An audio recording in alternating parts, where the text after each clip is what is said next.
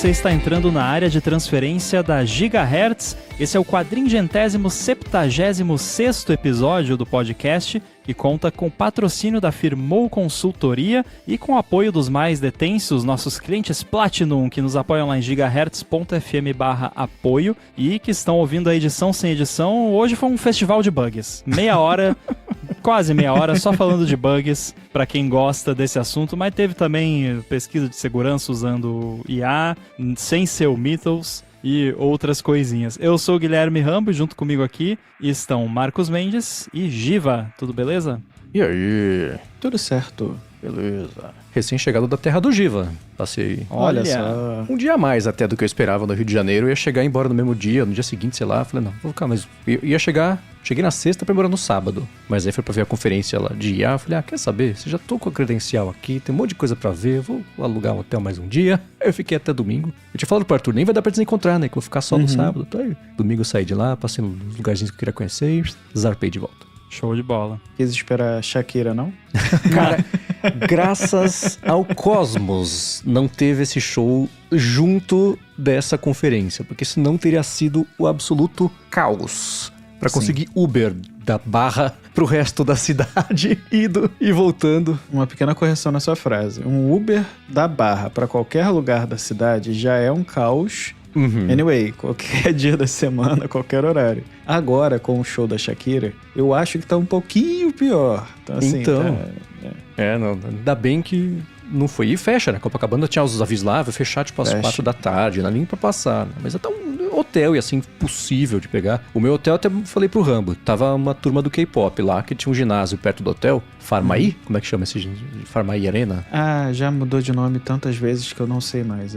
Mas o que tem ali? Farma alguma coisa. Acho que é Farmaí, não faz sentido. Enfim, né? E aí o hotel tava no Ibis ali do lado, aí eu tava saindo do centro de convenções lá, que é lá de Jacarepaguá, né? O Rio Centro, e aí tava indo pro hotel. Aí eu vi assim, de longe, cara, tem, né, assim você vai no show de metal, você sabe que é um show de metal que tem um bando de cabeludo de preto. Eu olhei e falei, o povo do K-pop tá aí.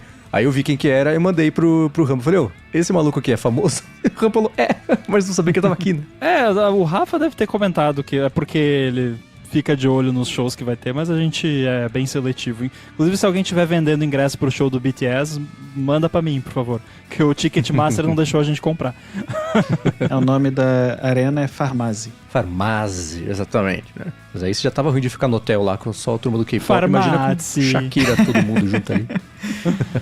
Muito bem. Amigos do ADT, inclusive quem quiser, escuta lá o A Fonte, né? Que aí o Marcos comentou do evento que teve, que foi bem interessante. Tem post no 95Mac também a respeito. Sim. Muita coisa da Apple por lá. Boa. Amigos do ADT, o João Ferretti mandou pra gente, salve pessoal, pro Amigos do ADT, eu tô fazendo um serviço de playlist colaborativa pro Churras da Família e tá ficando bem legal, pelo menos pra mim. Coloquei algumas funções de IA e de playlists públicas também. Se quiserem testar e mandar feedbacks, eu ficarei extremamente grato. Sou dev back-end, então front-end não me garanto. Obrigado pela ajuda, Cláudio. Mas garanto que a API tá legal. O link é esse aqui. Como tem função que tem custos, liberei só algumas features com o código ALOADT na hora de criar a conta para a AWS não me falir. Era para falar o código aqui publicamente? O João autorizou? Eu só li o que estava escrito na pauta aqui, né? Espero não falir o João. A gente também espera que não. Geralmente quando vem essa instrução, vem vem explícita. E-mail da semana que vem é aquele falido, né? Só usa João, quem precisar muito, tá, pessoal? Aí fica tudo beleza. João, coloca um limite lá de gasto, qualquer coisa, bota um circuit breaker lá. Muito legal. Bem legal. E aí, espero que com o follow-up das pessoas, que assim, o Churrasco acha, assim como qualquer projeto, né? A gente começa o projeto, vai ser assim. Aí chega alguém com um edge case, aí alguém com outro edge case, aí alguém com uma necessidade, alguém com uma ideia, só colocar um botão não sei onde, aí começa a se ver pra onde dá pra apontar, evoluir, né? Mas bem legal, e é o tipo de projeto perfeito que a gente tem visto aparecer até por conta todo do lance de vibe code, né? Uma necessidadezinha ali, e falou, quer saber? Vou tentar fazer, ver o que dá. Bem legal. eu tô rindo porque eu abri o site aqui e isso não é uma crítica nenhuma a você, João. Mas é muito engraçado que é o degradê roxo, né? Que é o estereótipo de UI feita por IA, principalmente acho que o Cloud é especialmente fã de degradê roxo, o que me deixa até levemente irritado, porque eu tenho usado muito esse, que no macOS é o System Indigo, o nome da cor, que é um azul meio roxo, né? E aí o pessoal vai achar que as minhas UIs é tudo IA, só porque eu uso roxo também, ou algo parecido. Então não é, né? Mas achei engraçado, mas ficou bem bonito o front-end aqui, gostei. Eu gostei da fonte, acho que não sei se é a futura, mas queria ser, sabe? Tá bem legal, gostei. Engraçado que essa semana acho que eu já comentei aqui que eu tô fazendo um curso de japonês, e aí um dos carinhas do curso, ele é desenvolvedor, ele falou, eu criei um sitezinho aqui pra estudar o hiragana, enfim. Tá aqui o link pra vocês testarem e brincarem. Eu abri a tela toda roxa. Eu falei, foi você que fez, sim. O Mate perguntou aqui, roxo é o travessão do código? Do front-end, com certeza. Mas o do Codex são os goblins, né? Nossa, que história maluca isso. Eu ainda não parei pra ler exatamente como que o OpenAI explicou, porque que o GPT atual fixou em goblins e outros criaturas míticas. Viés de treinamento. O resumo da ópera é esse, né? Mas eles explicam direitinho. Me surpreendeu eles terem uma explicação, porque muitas vezes não tem, né? Quem não estiver entendendo nada, tem um link aí nas notas do episódio da história dos goblins. Inclusive, GPT. eu nunca esbarrei nenhum Goblin. Eu até fiquei surpreso que eu falei, nossa, eu nunca tinha visto isso, pelo menos até agora. Foi a primeira vez que eu ouvi falar sobre isso foi quando o Rambo mandou pra gente, quando já era um problema conhecido, sei lá, né, que descobriram lá que no Codex, né, que tava lá, não mencione Goblins de jeito nenhum, a não ser que seja explicitamente pedido, pelo amor de Deus, pelo usuário. Quanto tempo alguém falar que a Irlanda foi feita por IA? Eu abri aqui o chat GPT e procurei na busca do meu histórico de chats Goblin. Tem em 2 chats. Nossa, vou fazer o mesmo chats, agora. E que fique bem claro que eu nunca falei sobre Goblin, eu não sou muito dessas coisas de fantasia e tal. Aí, olha a frase. No tiny goblin hiding in Swift Data's SQL generator. Nossa, o meu tem 0 menções a goblins. E eu não estou com a personalidade nerdy selecionada, que eles associaram muito com a personalidade aquela que é nerdy, que nem existe mais. Mas a personalidade customizada que eu criei, digamos assim, vai um pouco pra esse lado. Mas não é nerd no sentido de história em quadrinhos e Senhor dos Anéis. É nerd de se interessar pelas coisas. Mas enfim. Então, tinha goblins no meu chat GPT. E goblin agora duende, né? Se a gente for trazer pra cá. Exatamente. Agora, sobre o Gaduino, o Henrique Félix falou, sim, vocês pronunciaram certo. Eu agora garanto que pronunciei mais certo ainda. Só faltou Tem que fazer a mãozinha. E sim, a Gadia Classic é uma máquina bem personalizável, como disse o Giva, e por estar há anos no mercado, e existem mods para quase tudo. A máquina é considerada medium entry level, mas todo mundo ama. O Gaduino, na verdade, é um mod para Gadia Classic que usa um Arduino para controlar todas as variáveis da máquina, transformando ela em uma máquina equivalente a 3 ou 4 vezes mais cara. Ela é open source, mas bem complicada de fazer funcionar. Para isso, existe outro projeto, o Gadia Mate, que é mais fácil e também vale dar uma conferida. Gadia Mate, que eu falei com sotaque australiano, né? Pra ficar mais... tem que falar, né? Gaduino. Nossa, que loucura você fazer... A mãozinha. Gaduino. Tem que fazer a mãozinha e tem que fazer jailbreak na máquina de café, aparentemente, né? Pra ela ficar boa. Mas é muito legal, porque é um projeto, assim, é gigantesco, tem muitos acessórios e o negócio é ad eterno. É quase um PC, realmente, que você vai montando e colocando penduricalhos nele. Coloca LED. É, quase isso. E eu lembro de ter visto um projeto que tinha uma mini tela que você colocava. Então, realmente, é quase um PC gamer. O Siracusa fez um rant num 8TP recentemente falando de...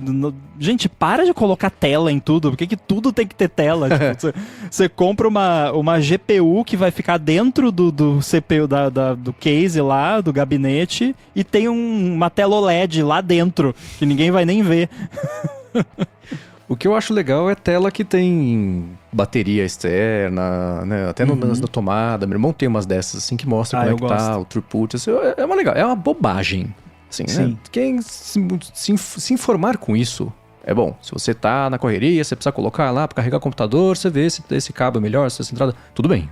Mas a humanidade sobreviveu esse tempo todo sem disso e todo mundo estava por aqui, né? Mas é uma bobeirinha legal de ter pra quem se liga nisso. E eu sei que é até irônico eu falar nisso e nunca ter entendido ou comprado a graça de ter os iStats menu bars lá mostrando como é que tá o consumo de memória de GPU, de não sei o que, a temperatura, blá blá blá. Mas esse eu acho divertido. Não tenho nenhum. Não achei divertido a ponto de abrir carteira. Afinal, mão de vaca. Mas eu acho mó legal essas telinhas. Do que pareceu de tomada esses dias. É um quadradinho que a tela mal cabe ali, espremidinho pra falar quantos miliamperes estão passando ali. Eu acho mó legal. É legal. Não, eu falei do rant, mas eu não concordo. Eu gosto dessas coisas, né? O da GPU é meio estúpido porque fica lá dentro, ninguém vê. Mas eu gosto. Assim, eu tenho aqui o meu Mac Mini agora, que é o servidor caseiro aqui, que agora tá no No Break, bonitinho. Ele é headless, né? Não tem tela, teclado, coisa. Eu tenho várias telinhas aqui que eu poderia usar. Eu tenho umas telas e-paper. E eu já tô pensando em fazer um negócio pra botar ali do ladinho do Mac Mini uma telinha e-ink que fica ali mostrando o status do servidor, se tá tudo bonitinho funcionando. Você falou de telinha na GPU, eu tenho. Mas a minha CPU, ela é toda de vidro, né? Metade dela é de vidro. E aí a tela OLED fica passando ali a temperatura da GPU e da CPU. Então eu fico acompanhando, dependendo do que eu esteja fazendo, né? Então assim, pra mim é de certa forma útil, mas dá pra botar GIF, dá pra botar até vídeo do YouTube nele. Eu vou botar ali um vídeo e ficar rodando 24 horas por dia, achei exagero. O pessoal sempre bota o Nyan Cat nessas coisas. Exato. Ou roda Doom. Também. É verdade. Agora, sobre aquele nosso papo de Express Transit, o Lucas Boyten-Miller falou que ele tem uma função no Brasil, que é você usar como chave NFC de carro. Ele disse o seguinte: o meu carro tem opção de criar uma chave NFC na wallet, que destrava o carro ao encostar o iPhone no retrovisor. Com o Express Transit desligado, ele fica exigindo o Face ID toda vez. Se ligar, ele abre o carro com o celular bloqueado. E aí ele mandou aqui uma imagem só para os nossos olhos, né? Não vamos poder compartilhar.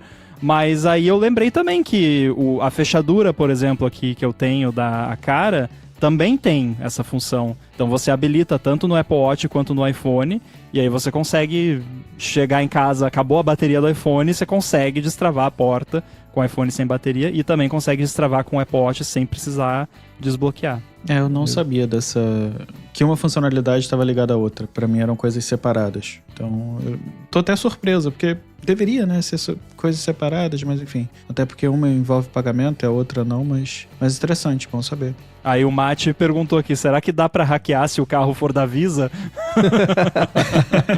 Olha, talvez, né? Teria que testar. Excelente. Agora, sobre a troca de CEO da Apple, a Mariana Nicolau falou o seguinte: a frase sobre Apple e a APL não é boa, Marcos, com todo respeito. O Tim Cook foi muito mais que isso. Ele tornou a Apple, pois antes disso era Steve Jobs Inc. E isso é muito difícil. A Apple não faz layoffs como as outras, ele não é um CEO creep como o Zuck ou Musk. Parênteses, eu, Rambo, sou obrigado a concordar.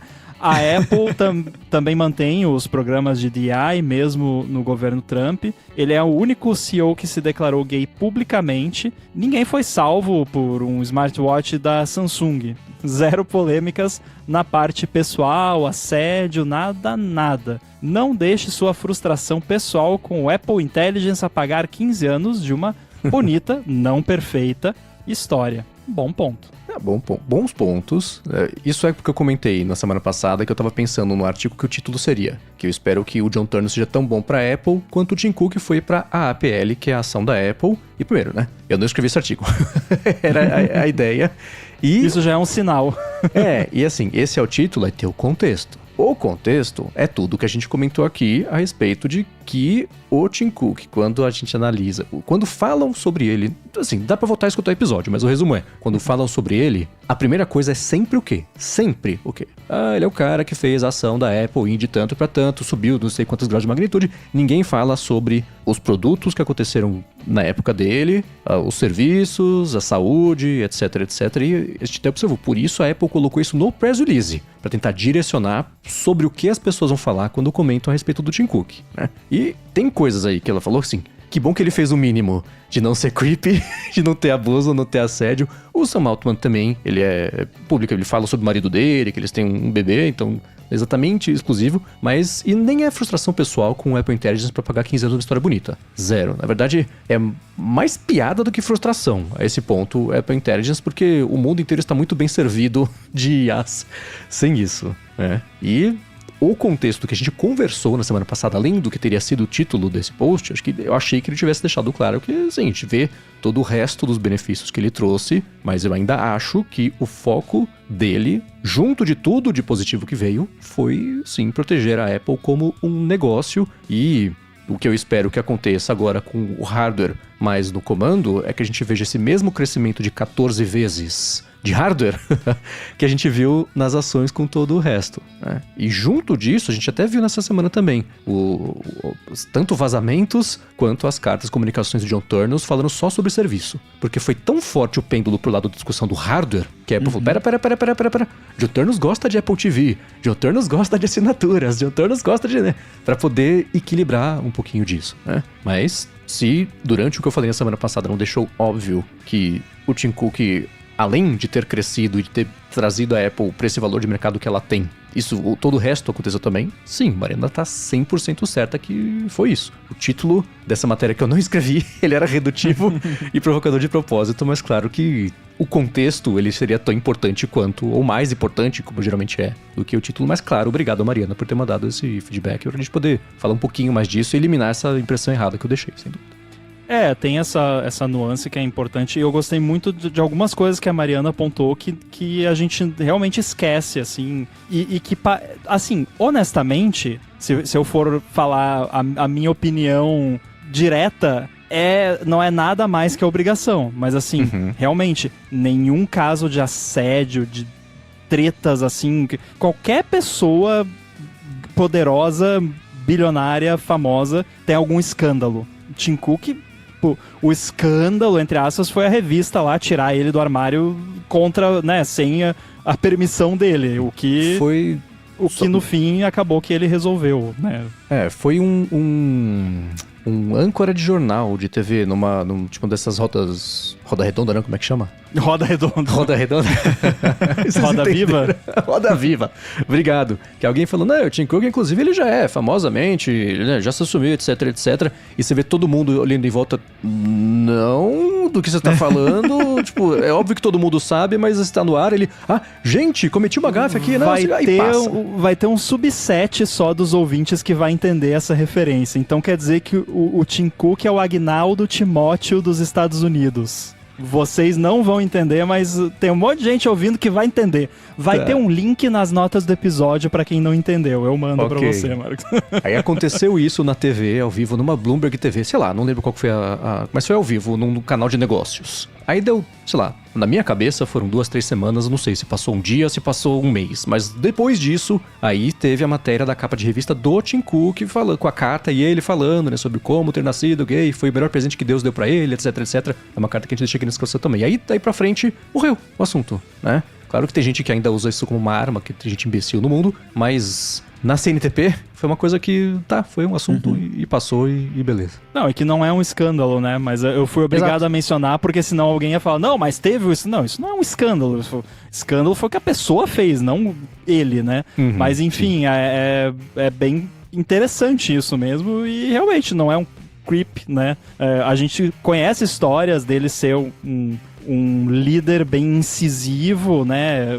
Até de certa forma agressivo, mas no bom sentido, digamos assim. Mas isso faz parte do jogo, né? Nada além do normal. E outra coisa que ela falou aqui que é bem importante, que acho que a gente não comentou, que foi a questão da Apple não fazer layoffs, né? Tanto que ela teve algumas demissões de empresas terceiras há alguns meses atrás e virou uma notícia grande na época. Eu lembro que foram 50 ou 100 funcionários e lembro que tentaram fazer bastante barulho em cima disso na época, mas não foi um layoff igual outras empresas, né? E a Apple, eu acho que talvez a Nintendo sejam exemplos de empresas que não fizeram layoffs em crises. Então realmente é um outro ponto que eu acho legal de trazer do legado, né, do Tim Cook. E é importante pontuar também que não é assim, não fez layoff porque a empresa é boazinha. Não fez layoff porque sabe contratar. Porque não sai contratando 1 milhão de engenheiros só porque tem dinheiro e tem gente no mercado, e aí bota pra inventar arquitetura, pra ir dar talk em conferência sobre a arquitetura que inventou, pra resolver um problema que não existe. E deu pra perceber que eu tenho um problema com isso. Então, não faz isso, porque o layoff é o quê? Contratação mal feita. E o que eu acho curioso é que quando acontecem esses layoffs, a pessoa que deu a autorização ou a decisão de contratar esse monte de gente não sofre nenhum tipo de consequência. Mas deveria, porque cometeu um erro, claramente. Se tem que demitir 10 mil funcionários, é porque alguém errou feio. Errou rude. Um outro exemplo, né, que eu tava falando da Nintendo, quando ela tava em baixa, enfim, acho que foi com o Wii U, talvez, eu lembro que eles cortaram literalmente da carne. O CEO da empresa, na época, o presidente da empresa, cortou do próprio salário, o que deveria ser o básico, né, até porque eles ganham milhões, para não demitir ninguém da empresa. E foi assim até hoje. E não foi o caso do Tim Cook, ele não precisou cortar do salário dele para isso, mas ainda assim eles conseguiram segurar até hoje, enquanto que a gente olha pro lado, né, enfim, Meta, acho que o Google também, cortando cargo aí e fazendo layoff à torta e à direita porque quer investir em IA. Não é por causa da IA, mas é para investir em IA. Então, a gente vê que a balança tá um pouquinho errada, né? A Meta, eu cacei aqui. Novembro de 22, demitiu 11 mil. Março de 23, demitiu 10 mil. Em 2025, demitiu 3.700. Janeiro de 26, 1.000. O Reality Labs, né? Da Meta. Maio agora, mais ou menos 8 mil. E o pior é que tem empresa, a gente já viu... Sim. Eu falei 10 mil como hipérbole. E eu achei que eu tava exagerando. Não era. Não é. 11 mil, 10 mil, 3.700 mil e 8 mil. Claro que contratou pessoas enquanto isso também, né? E eu sempre lembro de uma amiga minha que recebeu uma oferta faz muito tempo de ir pra Meta. Eu falei, não faça isso de forma... Teve um amigo seu também. Alguma. Mas na época chamava Facebook. E porque é isso, eles vão mudar de ideia, você vai pra rua. Você tem uma história legal numa outra empresa, continue aí. Tá tudo bem, né? Dá bem. Porque foi uma iniciativa daquelas que eles depois falaram, então quer saber, nos arrependemos e vai todo mundo pra rua, né? Então, e o que acontece, o que é mais louco, não deu certo com a Meta nessa semana. Porque eles sabiam que eles iam reportar relatório fiscal ruim, reportaram nessa semana, eles caíram 8%, 9% num dia, né? Então, deu uma nivelada. Eles estavam desde a semana passada, o quê? Vazando, a Meta vai fazer demissão. Vai ter demissão em massa aqui. Toda vez que tem, a ação sobe. É sempre isso. Você pega as empresas que elas anunciam isso para poder ver a ação subir. Ou circula isso e sobe bem. 5, 6, 7, 8, 10%. Dessa vez, eles confirmaram. Eu acho que tá confirmado, tá? Essa demissão aí de 8%. Nesse dia, as ações caíram 3%. E aí depois teve a divulgação do relatório fiscal, caiu mais 8, 9%. Porque para eles que estão apostando a empresa inteirinha em cima de IA, a paciência dos investidores está menor. De falar, tá bom, a gente aguentou isso por muitos trimestres. Cadê o resultado? Vocês compraram empresa, vocês mudaram muita coisa, estão pagando... Né? Pagaram pro cara da Apple... luvas não, né? Mas o bônus e não sei o que, 1 bilhão e não sei quantos milhões de dólares. Ao longo de muitos anos e ligado a desempenho, não é assim o Pix, né? Mas esse foi 1 bilhão prometeram pra ele. E depois desse monte de contratação que eles fizeram, um monte de gente já chegou lá, bateu o que coisa e já saiu, porque falou, cara, não dá. Então lá é muito... A conversa virou sobre a Meta aqui, né? A gente tá falando do Tim Cook.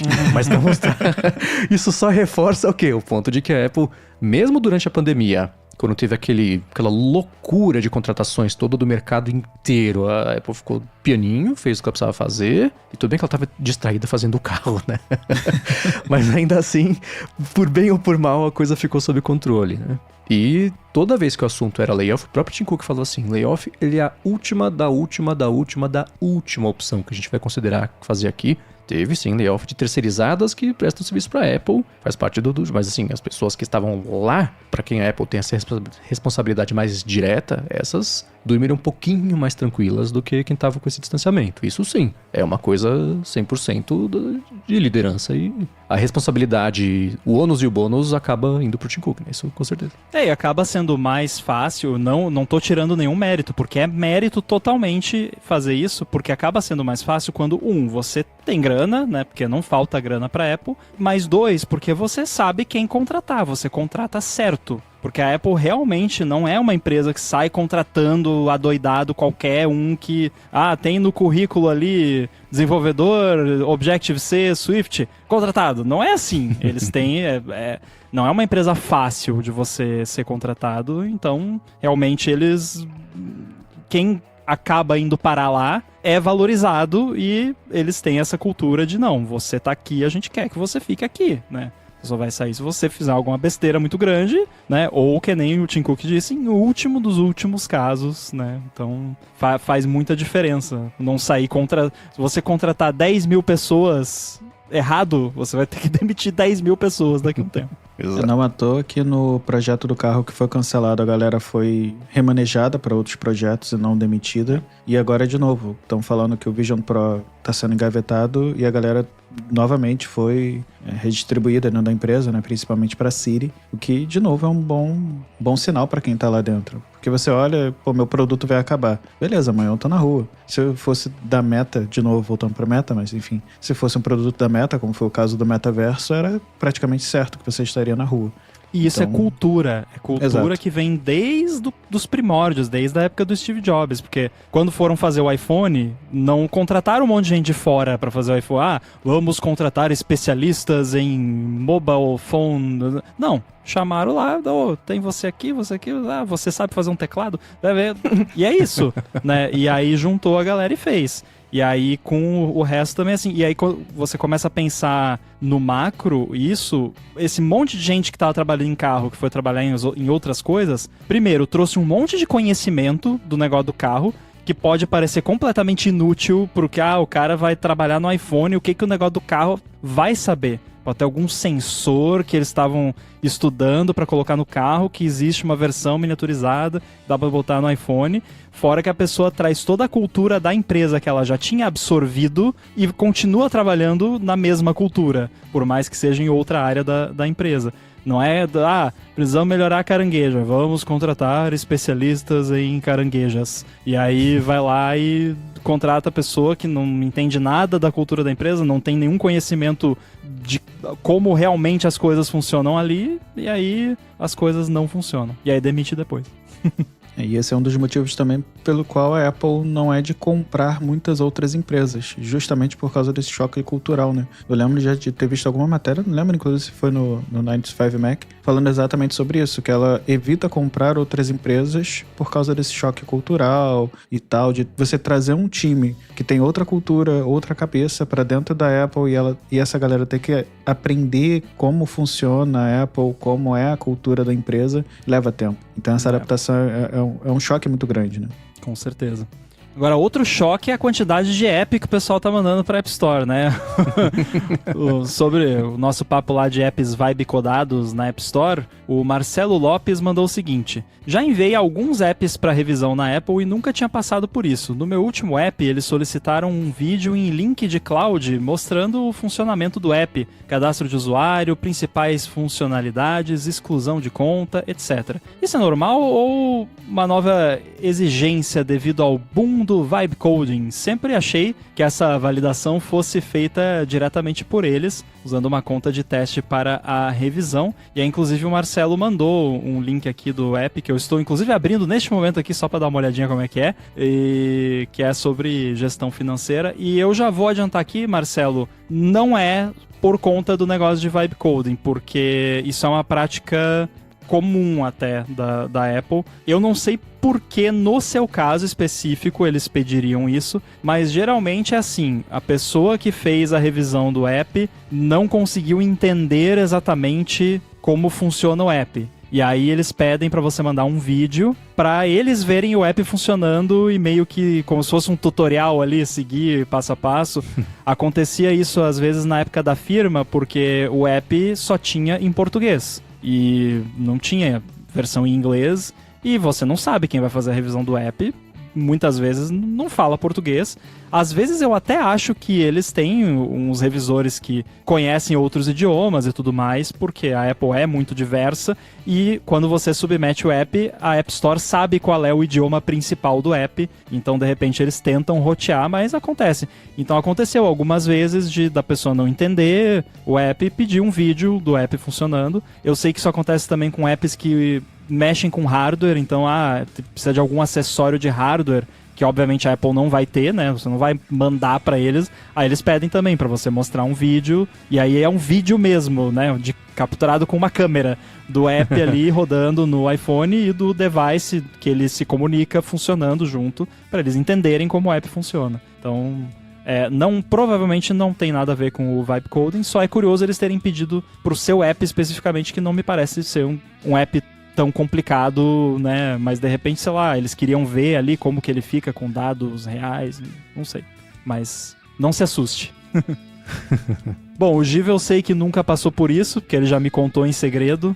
E o Mendes, por enquanto, não publicou nenhum app na App Store, então também nunca passou por isso, né? Ainda não, mas agora eu já tô avisado. Se acontecer, eu já sei que não estão de marcação comigo. Inclusive, eu vi hoje novamente um app sendo aprovado em 30 minutos. Submetemos, assim, é da firma também. Submetemos o app, passou 30 minutos e já tava no ar. Então, bom, hein? O boom de Vibe Coding, pelo visto, não tem me atrapalhado. A dica que eu sempre dou, acho que a gente falou já várias vezes no Olá Mundo, quando você for submeter um app na App Store, principalmente se for um app novo que tá mandando pela primeira vez, eu, particularmente, já mando um vídeo, eu não espero eles pedirem, eu já mando lá nas notas lá do reviewer, e todas as informações de como testar, se tem in-app purchase, onde que fica o in-app purchase dentro do app, passo a passo, vai aqui, clica aqui, porque já aconteceu do app ser rejeitado de tipo, não conseguir encontrar onde compra o in-app purchase. Tipo, pô, daí insira o meme do Caetano Veloso, você é burro, cara, né? Tipo, às vezes tá, mas enfim, a pessoa tá revisando 1 milhão de apps ao mesmo tempo, né? Então facilita o trabalho ali que vai mais rápido. E uma dica para quem tá começando nesse universo de publicação de apps, iOS, Android, é normal. Não fique triste se o seu app for rejeitado de primeira. É claro que se for um aplicativo de batch, se for um aplicativo com algum item que a loja não aceite, aí sim é algo que você deva se preocupar, mas se for um app normal, vamos colocar assim dessa forma, é bem provável que você seja reprovado em 1, 2, 3 vezes, e aí vai ter que trocar vai ter um papo com o revisor, vai ir e voltar algumas vezes até você conseguir ser aprovado. Inclusive no Google, pra mim tem sido mais chato, tá? Eu tenho achado o Google bem mais chato do que a Apple em todas as revisões. Eu tenho ouvido isso também. Meu app de Bollywood, por exemplo, não foi aprovado até hoje. Eu não consegui o número máximo de testadores, não bateu de jeito nenhum. Eu mandei para 1 zilhão de pessoas. Eu sei que as pessoas testaram, mas não sei por que lá a Lua e a Terra não se alinharam e não foi para frente. Então tá bem chatinho. E a Apple tem sido mais fácil, por incrível que pareça. Então, não se desesperem. Inclusive, eu peguei pra mostrar que eu tenho essas meias que eu ganhei do Revenue Cat. Acho que foi lá na NS Spain, eles tinham um stand, e aí você mostrava pra eles um e-mail de rejeição da App Store e ganhava essas meias. Nossa, eu tenho tantos aqui que eu ia ganhar. Poxa. Então você ganhava meia com um gatinho triste ali, daí a Apple me rejeitou e eu só consegui ganhar essas meias. Então não fique...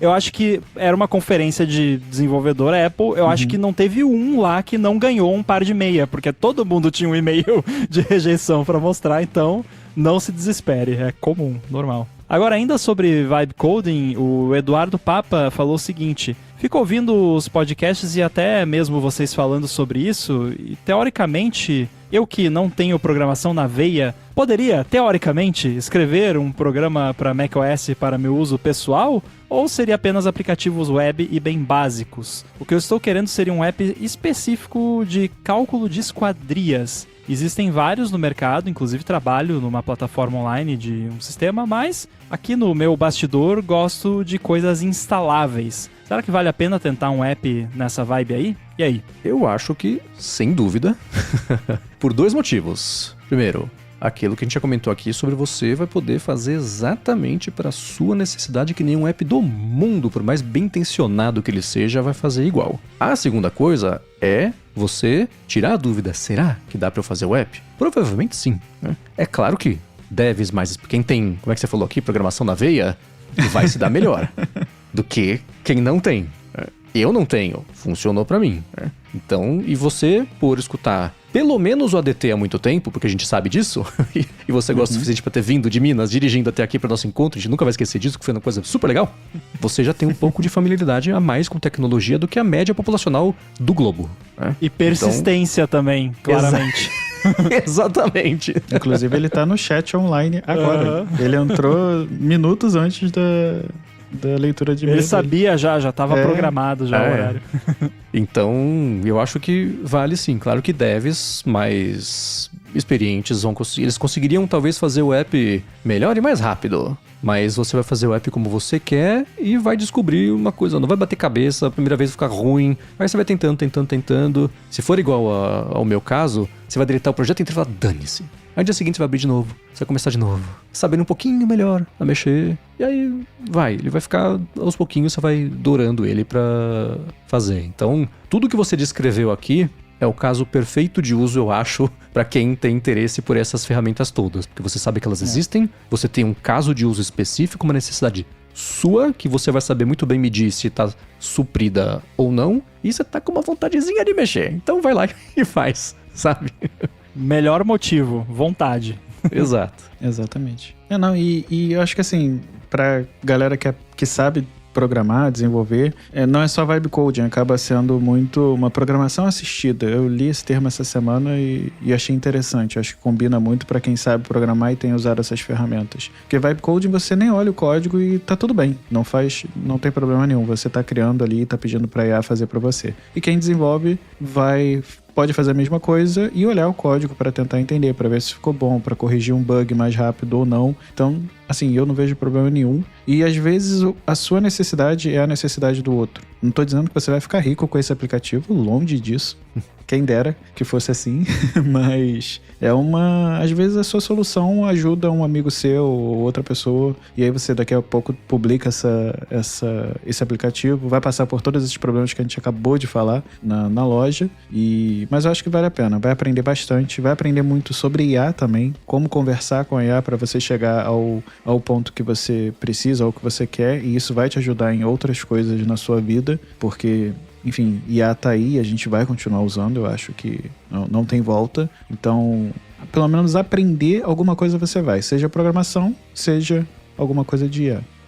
Eu tô gostando muito, como você falou, da programação assistida, e eu tenho usado muito como se fosse um colega de trabalho mesmo, assim.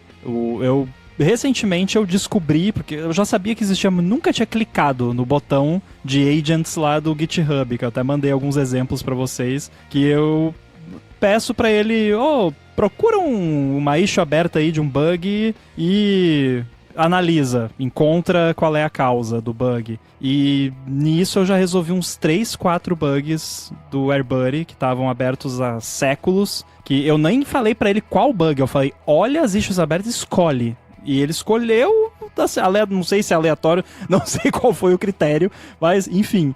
E cara, é muito legal. E nenhum desses bugs ele corrigiu pra mim. Ele só me apontou o que ele achava, entre aspas, que era o problema. E aí eu fui lá, conferi se era mesmo. 90% dos casos era realmente o que ele tinha apontado. Os outros 10% eu ainda não confirmei, porque é aqueles bugs que é meio fuzzy, então tipo, fiz uma possível correção, vamos ver, né? Mas sobre a sua questão específica, Eduardo, vai fundo. É que nem o Mendes disse, é o caso de uso perfeito, porque você precisa de algo para o seu uso pessoal ou profissional que seja, mas que só afeta você. Então, se o negócio fizer tudo errado, o único prejudicado vai ser você. E esse lance que o Mendes falou também de jogar fora, maravilha. Quem é programadora há muitos anos, já deve ter feito muito código para jogar fora. E eu já teve código que eu passei uma semana inteira trabalhando num negócio e depois eu joguei fora, porque não era o que precisava, ou não era mais, eu vi que não era viável, ou porque o hiperfoco passou e eu fui fazer outra coisa. Mas com a IA, o bom é que você não gasta esse tempo todo, então você pode fazer um protótipo muito mais rápido para validar se aquilo realmente tem fundamento, e pela minha experiência, você rapidamente já percebe se está indo pelo caminho certo ou não. E aí, se tiver, cara, não é isso. Amassa o papel, joga fora, começa de novo. É tranquilo. Agora, sobre como conversar com o IA, eu não sei vocês, mas prompt engineering is dead. Morreu. Porque, tipo, hoje em dia eu falo meio de qualquer jeito. Assim, eu cuido com typos, que a gente aprendeu, né, com aquele caso que eu mostrei aqui, que um typo pode fazer toda a diferença. E claro, né, dá o contexto necessário, mas assim, estruturação específica de prompt, principalmente em agents, eu já não presto mais tanta atenção, não. Eu vi que caiu bastante essa galera que fica compartilhando prompts, né? Teve uma época que era normal... Tirando o cara da Y Combinator lá, que publicou um monte de arquivo Markdown no GitHub, como se fosse o santo grau, assim. Exato. Mas eu até vi que realmente diminuiu bastante, essa galera deu uma sumida. Tinha uma galera que tava vendendo prompts, compre pacotes de prompts, também deu uma desaparecida. Muita gente ganhou dinheiro com isso, óbvio. Mas realmente eu acho que hoje tá muito mais tranquilo você bater um papo com a AI e chegar a um denominador como o que você quer. O que talvez valha a pena é você dar o máximo de exemplos possíveis para a IA do que você quer, do resultado final. Então, por exemplo, para o Bollywood, eu criei uma pastinha com alguns prints de aplicativos que eu usei como referência. Então, às vezes, você pode fazer isso também, seria interessante. E aí, é claro, você indica para a IA, olha, analise essa pasta, e aí, quanto mais detalhes você der para ela do que você precisa, melhor ela vai criar o aplicativo e chegar no resultado final mais rápido. Mas, assim, a forma de falar eu também não tenho... hoje não tenho um caminho muito detalhado, não. E desde muito tempo atrás, mas hoje especialmente, não importa muito a qualidade, assim, eles tentam fazer a qualidade do seu prompt não importar tanto, porque quando você manda o prompt, ele passa por um reprompt. E aí... o ChatGPT, por exemplo, ele pega o que você escreveu, aí ele dá uma encorpada ali para te dar o resultado o melhor possível, direcionado porque o OpenAI acha que deveria ser o que você tem que receber, né? Então, o que ele processa ali para fazer os tokens autorregressivos, etc., não é exatamente o que você pediu. É que nem a gente tinha visto já fazia muito tempo, era mais exemplo de foto, que você mandava o prompt de foto, faça para mim um chibi de K-pop. E aí, ele, antes de fazer, ele também complementava com coisas que ele achava que ia ajudar você a chegar no resultado bacana, que é o que você queria, e você não falou, né? É claro que ainda sim, quanto mais dica você der durante o seu pedido, direcionando para que pedaço do banco de dados vetorial você quer que isso aponte, a resposta melhor vai chegar mais rápido. Você vai chegar mais rápido do que você precisa. E tem um exemplo que é muito bom, que eu tava conversando com o Fabrício Carraro, que apresentei a Sob Controle comigo. Ele tava no Rio também por coincidência, no fim de semana, e ele falou o seguinte: eu estava no voo de Barcelona aqui até o Brasil, e ele tem um Pixel 7a. Ele colocou no Pixel 7a o modelo Gemma, pequenininho do Google. Ele tava lendo um estudo lá qualquer, e tinha um termo que ele não conhecia. Ele tava sem internet, ele falou, tá aí um bom caso de uso. Gemma, pequenininho do Google, o que é esse negócio aqui? Aí ele falou, respondeu um negócio absurdo, nada a ver. Aí ele falou, tá, deixa eu tentar de novo.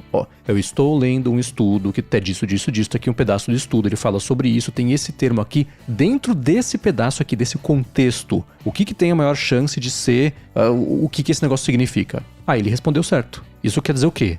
Como não tem internet, era um modelo local, tava lá, dentro dos neurônios, em algum lugar. O prompt que ele montou primeiro apontou mais ou menos aquela direção, pode ser que não. Esse segundo direcionou muito melhor. Que é a mesma coisa com os seres humanos. Eu chego e faço uma pergunta pra alguém. Seu contexto, é mais difícil de eu ter a resposta que eu preciso do que falar, escuta, tem uma coisa que eu preciso saber de você, que é isso. Você, quanto mais você contextualizar, mais você direciona o modelo pra ativar os neurônios certos ali, pra ele saber do que estamos falando, te dar a resposta. Então, isso ajuda sim, tá? Mais do que você chegar ali ligar o carro a álcool e já querer sair correndo.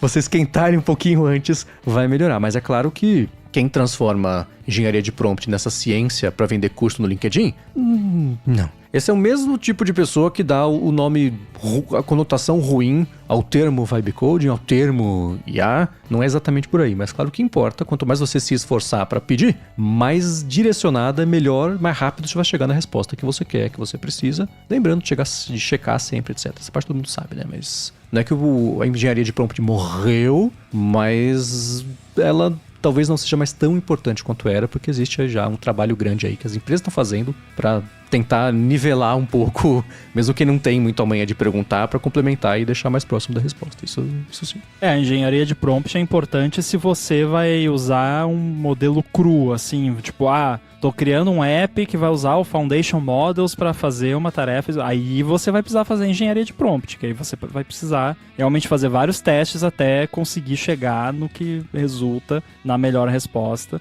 Mas assim, com o uso dessas ferramentas no dia a dia não é tão importante. Isso aí.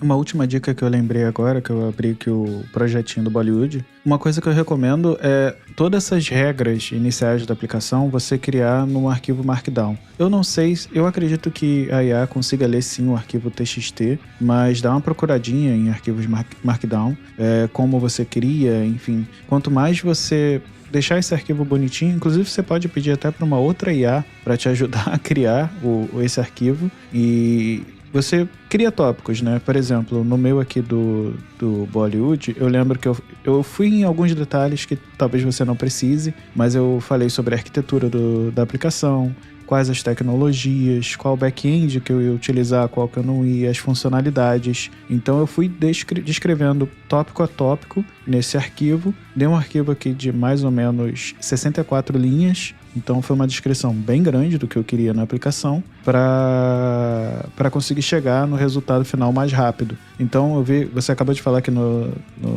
chat, né, o Eduardo, que você é um cara organizado, né? Então, já que você é organizado, esse é um bom ponto de início. Você criar esse arquivinho com todas as regras e você pode ir alimentando durante um dia, talvez, ali, ou uma tarde, para criar algo bem completinho. E se você quiser focar muito o modelo numa coisa, bota em letra maiúscula stop, ponto final. Eu aprendi esse truque com o Cloudflare, porque no template de workers deles, eles perguntam, você quer que a gente já crie um agents.md? Eu falei, tá, cria. Aí eu fui olhar, e aí ele tem stop, esquece tudo que você sabe sobre Cloudflare Workers, olha na documentação, tá aqui. E aí tem o link. E aí eu percebi usando no Codex, que inclusive ele tem uma URL lá, llms.txt na documentação do Cloudflare, que daí já é a documentação formatada para LLMs. Então ele já pega ali rapidinho, não precisa baixar toda a página, fazer parse de HTML, não. É só o texto que ele precisa e tem funcionado super bem. E eu percebi que assim, resetou a janela de contexto, pede para fazer uma coisa, ele começa, não, peraí, eu tenho que olhar aqui na documentação primeiro. Ele não faz nada sem olhar na documentação, então o stop realmente é um bom token para colocar se você precisar. Muito bem, agora sobre recortar e copiar no Mac, o Luiz Gazotto falou o seguinte, vem aqui dar uma dica para assinantes do CETEP. Lá tem o Supercharge, um app que habilita não somente o Command X, Command V, como também abre outras possibilidades, creio que especialmente para pessoas que não conseguem abrir mão de algumas operações nativas do Windows. Sou usuário de Mac há anos, mas essa questão do Command X me fazia falta antes do Supercharge. E também o Almir Júnior. Quando preciso mover arquivos, seleciono os vários arquivos com Command ou Shift apertado e depois clico com o mouse ou trackpad e a tecla Command pressionada junta, arrastando os arquivos selecionados para outra pasta, que deverá estar aberta numa aba ou janela. É fácil e é nativo. Eu concordo, Almir. Eu inclusive faço bastante isso. E, inclusive, lá em 2008, 2009, quando eu tava começando a usar Mac, e pessoas que estavam começando a usar Mac vinham me pedir dicas de como fazer alguma coisa, eu dava muito essa dica. Tenta arrastar e soltar. Que isso foi uma coisa que eu não sei como é que é hoje em dia, que faz muito tempo que eu não uso Windows, mas eu lembro que isso me pegou na época que eu migrei pro macOS, de tudo você pode arrastar. Eu quero que isso aqui vá pra cá, tenta arrastar e soltar. Talvez não vai funcionar, mas geralmente funciona, né? Então eu sempre fazia isso e dava essa dica pra todo mundo, e eu uso de fato essa né? Se você quer mover, você segura Command, se você quer copiar, você segura Option.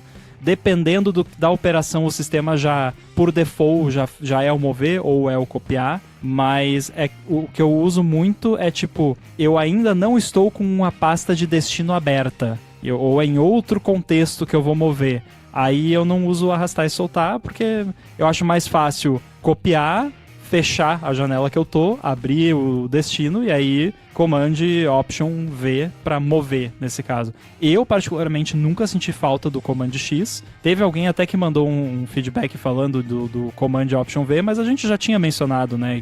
E eu já mencionei também que para mim até faz mais sentido você decidir se vai mover ou não na hora de colar, não na hora de copiar, né? E vocês fazem o arrastar e soltar? Fazem a mistura dos dois? Como é que é? Pra mim é assim, até hoje. E é um fluxo mais complicado do que ele deveria ser, eu acho, mas eu nunca fui atrás de aplicativo complementar que faz isso, nem nada assim. Então, eu tô com a janela do Finder aberto, eu preciso mandar pra outra. O que eu faço? Abro outra janela do Finder, navego pra onde eu preciso fazer, vou de um pro outro, arrasto o Option ou Command.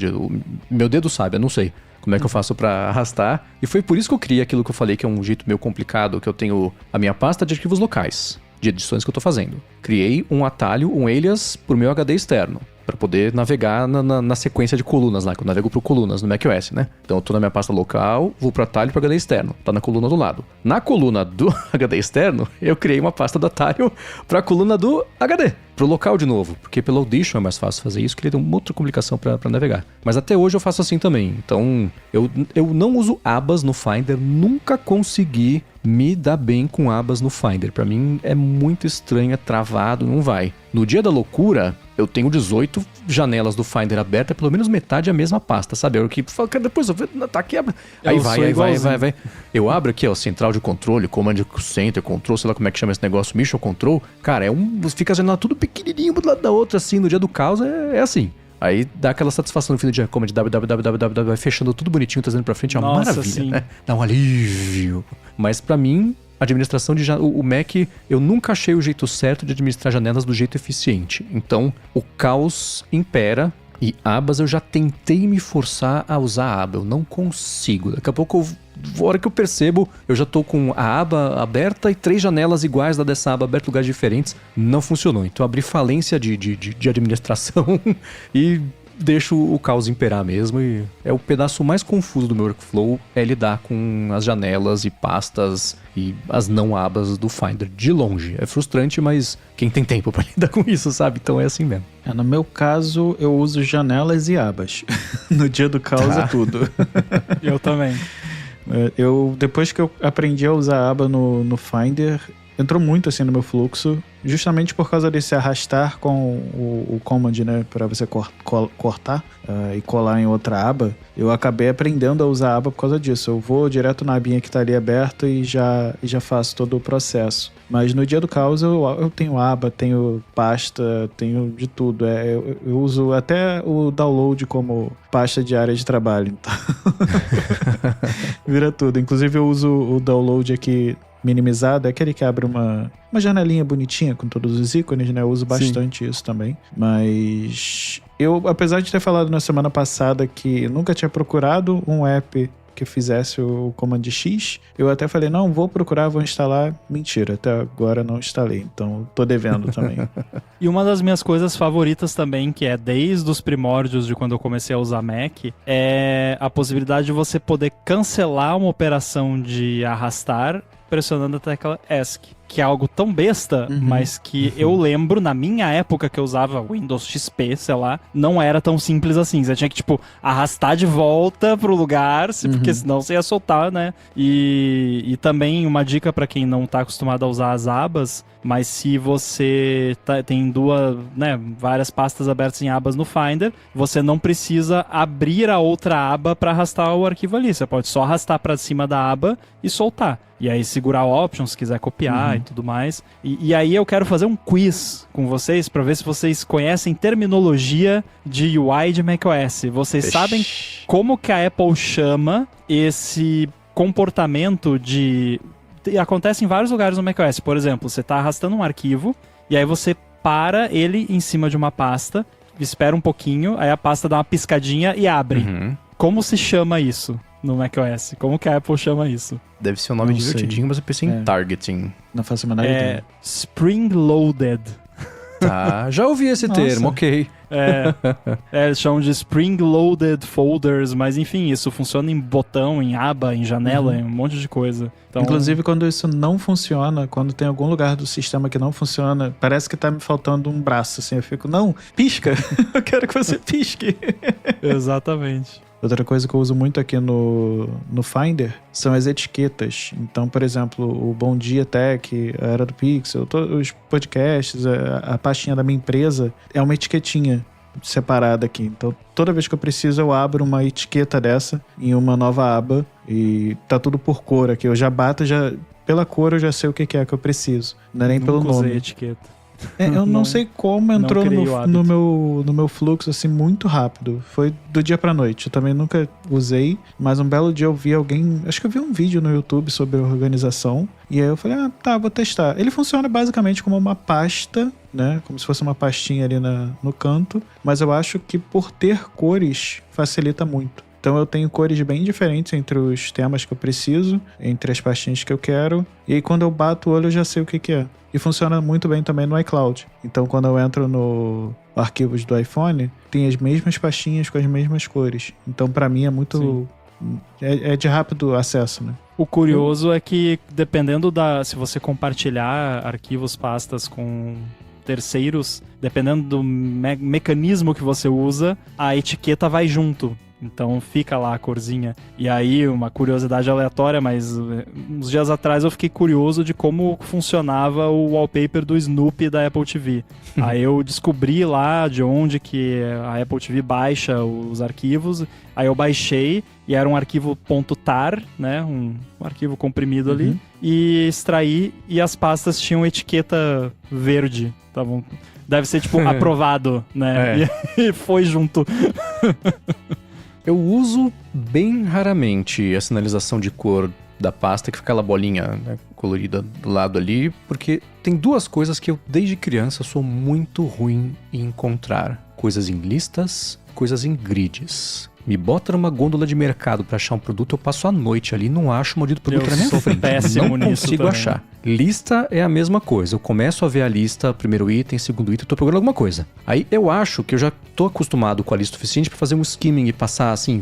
Aí eu não acho o negócio. Aí eu começo a ir de baixo pra cima. Aí eu não acho o negócio, eu vou pra cima. Aí eu cheguei no topo de novo. Não acho, tá lá o negócio. Preciso achar. Não tá. Eu sou muito ruim de achar. Então, pra algumas pastas que eu acesso com frequência, mas não criei um atalho de teclado ainda, nessas eu coloco uma corzinha para eu poder abrir aqui o Finder, do Dropbox, por exemplo, duas pastas compartilhadas que eu tenho para projetos específicos assim. Um tem um laranja e um tem um azul. Eu abro, eu não preciso caçar nada assim, né? Fazer o escaneamento da lista dos nomes, nada. Eu procuro a bolinha e eu entro e tá resolvido. Mas é pra isso.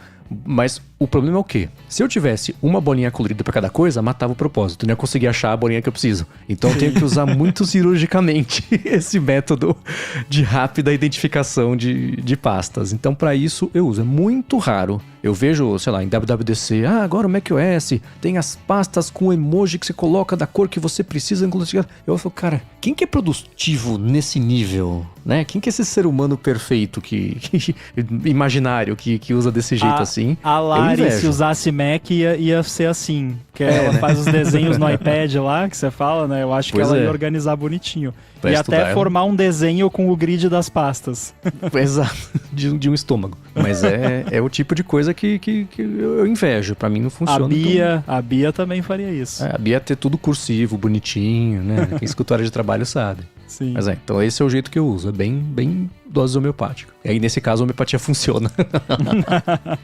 Muito bem, a seguir a gente vai falar sobre a Joanna Stern, porque o Luiz mandou uma dica pra gente que agora ela virou youtuber e a gente já viu lá, inclusive nos vídeos dela ela usa um microfone dourado quando ela vai fazer o patrocínio, que eu adorei, que ela falou, quando vocês verem um microfone dourado é porque eu tô sendo patrocinado aqui, então eu vou pegar o meu microfone dourado, que eu não tenho, e vou agradecer aqui a Firmou Consultoria, que tá patrocinando mais esse episódio aqui do podcast, e quer falar com você que está querendo resolver a declaração do imposto de renda desse ano o quanto antes para já tirar isso da frente. A gente sempre comenta como a Firmou é especializada em pequenas e médias empresas para quem está querendo abrir uma empresa, regularizar a situação da empresa, desenrolar pendências do CNPJ, mas ela também resolve a declaração de imposto de renda.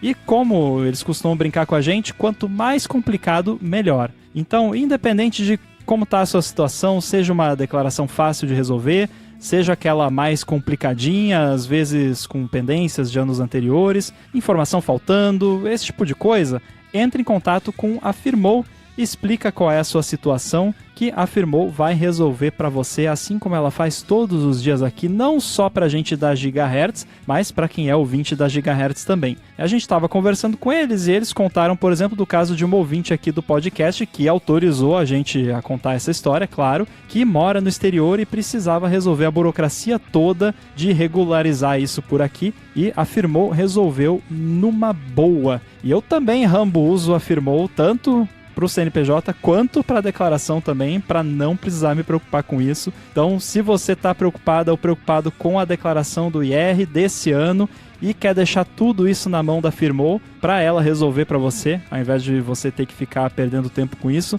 faz o seguinte, vai no Facebook ou Instagram, procura lá por Firmou Consultoria. A Firmou está pronta para ajudar todo mundo que escuta o podcast, independente da sua necessidade, e a gente tem certeza que ela vai resolver para você, assim como ela sempre faz para a gente. Mais uma vez, @Firmou Consultoria no Facebook ou no Instagram. Muito obrigado a Firmou pelo patrocínio de mais esse episódio do podcast e pelo apoio a toda a Gigahertz. Valeu. Muito bem, tirando aqui o meu microfone dourado, agora, então, Joanna Stern. Mendes, você quer resumir aqui o currículo dela? Cara, a Joanna Stern, ela ficou muito famosa por fazer vídeos extremamente criativos no Wall Street Journal, quando ela herdou a coluna de computação pessoal, basicamente, do Walt Mossberg, que eu acho que ele dispensaria apresentações se ele não tivesse aposentado a tempo suficiente de ter uma geração nova que acompanha a tecnologia e não faz ideia, né? O Walt Mossberg é o papa da cobertura de tecnologia para o grande público. Ele escreveu por muitos anos para o Wall Street Journal e ele sempre foi muito próximo do Jobs e da Apple, e tem várias histórias dele com o Steve Jobs, que ele fazia um review errado, Jobs ligava, descascava ele e depois falando, mas você tá certo. De quando teve o caso todo do Mobile Me, né, do Mobile Me, quando foi lançado, e aí tem até no livro do Walter Isaacson, isso, que o Jobs falou assim, o nosso amigo, vocês decepcionaram o nosso amigo Walt, ele tá triste com a gente, porque...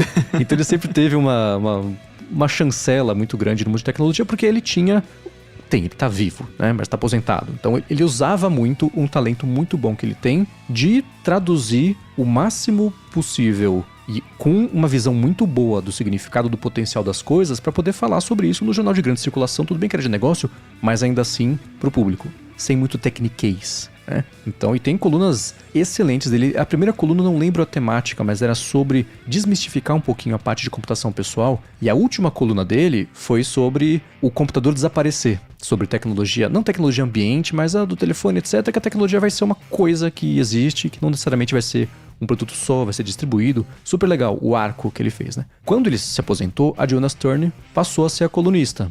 E mais ou menos na época do Apple Watch, ela começou a fazer vídeos extremamente criativos. Quando o seu primeiro Apple Watch, ela usou uma Nikon D5, isso é uma câmera? Sim. Não sei. Sim, então, ela usou uma Nikon D5 num capacete pendurado na frente da cara dela e foi fazer corrida, foi fazer yoga e mostrava como é que era em primeira pessoa usar o relógio, trocar a pulseira do relógio, fazer todo um lance. E bombou esse vídeo. Aí depois teve um outro vídeo criativo, depois teve mais um. E aí ela passou a liderar a parte de criação de vídeo pro Wall Street Journal e deu muito certo, né? Tem inúmeros vídeos. E ela, cada vez o vídeo, o escopo do vídeo aumentava, tinha mais orçamento, uma ideia mais maluca do que a outra, e ela virou a referência de vídeo do Wall Street Journal, ela ajudou muito o Wall Street Journal a entrar nessa parte de vídeo fazendo isso, ela passou anos fazendo isso. Tem vídeo teve que ela foi acampar com as iás todas pra cantar Kumbaya na fogueira, cada uma cantando um pedacinho. Tem o que ela se clonou e tentou ela própria dar um golpe no banco dela, fingindo ser ela com as iás de vídeo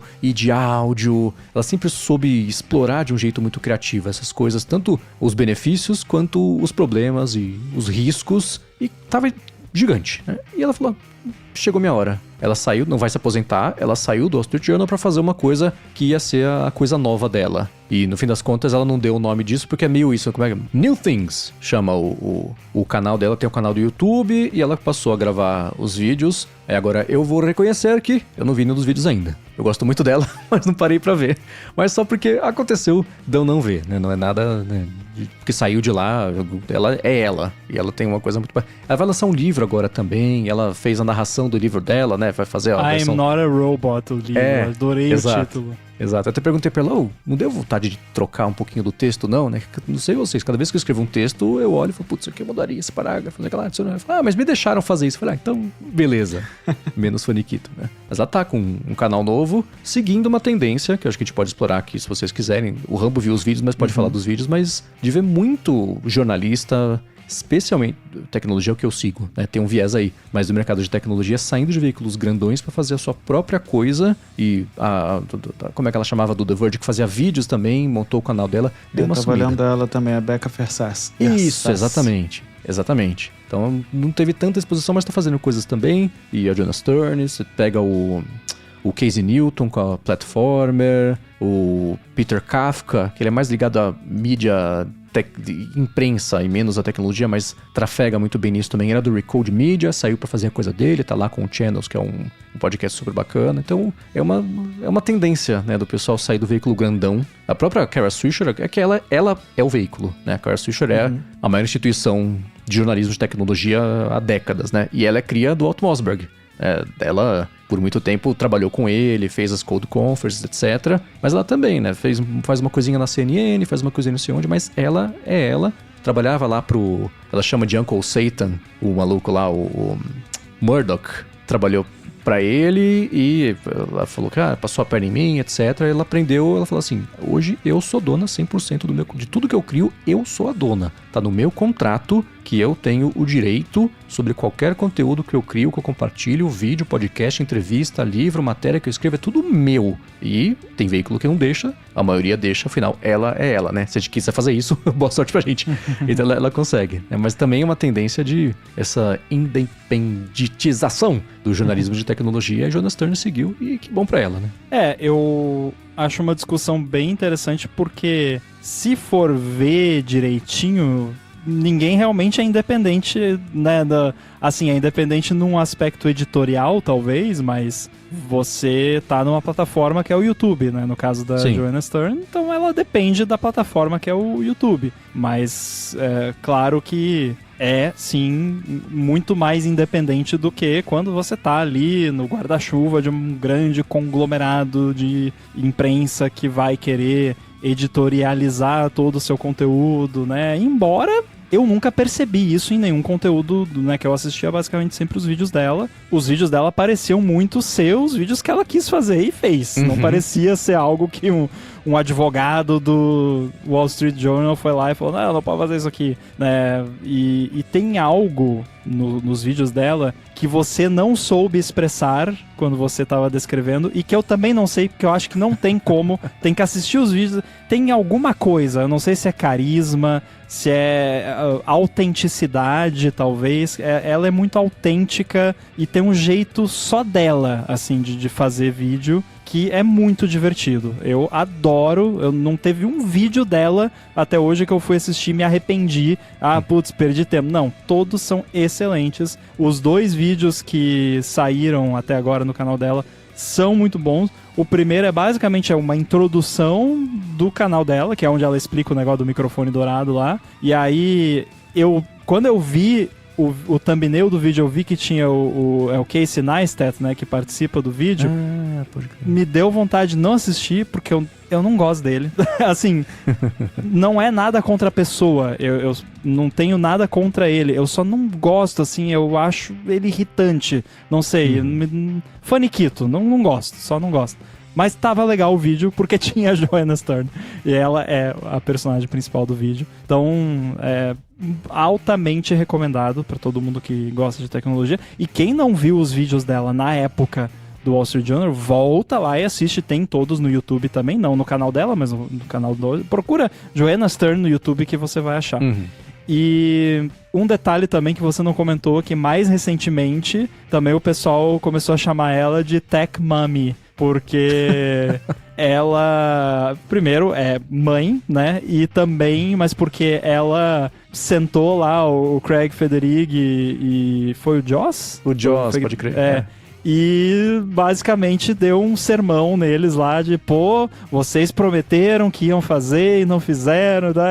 Que feio. E realmente é muito divertida aquela entrevista, porque ela realmente tá dando mijão nos 2 ali, tipo, como é que vocês não fizeram, não sei o quê, e não dava pra saber quando vocês anunciaram lá, então o pessoal começou a chamar ela de Tech Mommy e o nome meio que pegou, então tem isso também. E ela tem um cachorro cujo nome é Browser. Eu acho muito bom que o cachorro dela chama Browser. Muito bom. É de fato, assim, a gente tem visto acontecer isso bastante, né? A gente tava falando agora há pouquinho off do René Rich. A Becca, que você falou do The Verge, eu lembro que ela teve algumas tretas também com The Verge, né? O primeiro vídeo dela no canal dela foi bem ríspido, assim, porque teve alguma treta quanto a conteúdo, se ela era dona ou não do conteúdo dela no The Verge, então foi um negócio meio tenso, mas o que eu sinto também é que o canal dela é meio intimista. Não dá pra falar isso num canal gigante, que o canal dela já é grande, não é gigante, absurdo, mas já é um canal grande, ela já tem patrocínio, mas ela faz o que ela quer ali, então ela gosta muito de fazer avaliação de câmeras, por exemplo, então ela toda hora tem alguma câmera nova, algum fone, algum microfone novo. Eu gosto do canal dela, de vez em quando eu vejo um ou outro vídeo, mas eu sinto que essa galera sai pra fazer esse conteúdo mais intimista mesmo e falar só do que gosta. Porque, querendo ou não, tecnologia eu acho que é algo muito grande, né? Então, não sei se eles curtem falar de tudo e nesses canais eu sinto que eles estão mais focando em alguns detalhes. Não acho que vai ser o caso da Joanna. Acho que ela vai continuar sendo bem generalista e que bom, porque combina bastante com o conteúdo dela. Mas a Becca, por exemplo, não foi o caso. O René teve aquela época também que ele tentou emplacar um outro YouTube dele pra fazer dinheiro. Eu lembro que tudo quanto era vídeo era propaganda desse outro aplicativo, outro site. E aí eu acho que não deu certo. Mas eu sinto muito que é isso, sabe? É essa galera tentando focar em alguns pontos que eles mais curtem ou não de tecnologia. Acho que trabalhar em veículo muito grande, você transita por vários nichos grandes, né? E você, primeiro, hora que começa a vir patrocínio e etc, mesmo jornalista que ganha bem, percebe que está deixando muito dinheiro na mesa. Afinal, você está trabalhando para alguém que está te pagando para fazer o que você, né? Aquilo tem uma cena muito boa de Mad Men depois, na segunda temporada, que eles falam assim, a gente pegou o dinheiro deles, agora a gente tem que fazer o que eles estão mandando. É meio isso, sabe assim? O personagem fala, no momento de caos, com uma clareza tão... A gente pegou o dinheiro deles, tem que fazer o que eles mandam, né? No fim das contas, quando você trabalha pra qualquer pessoa, é meio isso, né? Se a pessoa trabalha pra ela, de uma certa forma, te comprou, né? Então você fica preso a isso. A Joanna Stern, ela parecia ter uma liberdade editorial e criativa infinita ali. E se ela não que não é tinha, tão meu Deus do comum, céu, né? o que será que eles não deixavam ela fazer? pois Porque é. ela fazia de tudo. E os vídeos todos meio estranhos, meio malucos, ela não tinha vergonha de passar vergonha. Não como uma crítica, mas de...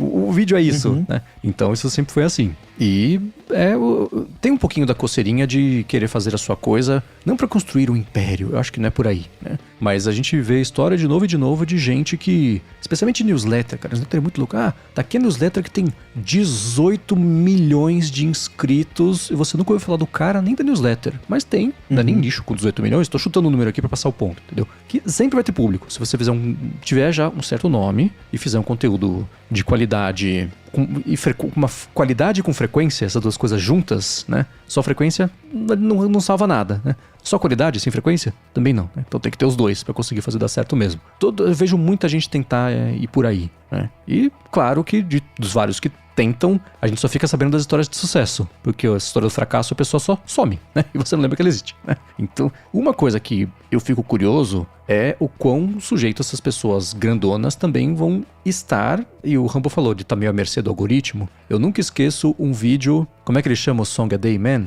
Não lembro. Não é Jonathan Mann? Jonathan Mann, acho que é isso. Assim. De ele falando sobre... E tinha um vídeo dele, eu lembro que o PH Santos falou sobre isso também. Eu acho que talvez o C.J. Gray falou também sobre o monstro do algoritmo de recomendação. Sabe, que vai só recompensar você se você seguir alimentando o monstro o tempo inteiro. Isso não para nunca.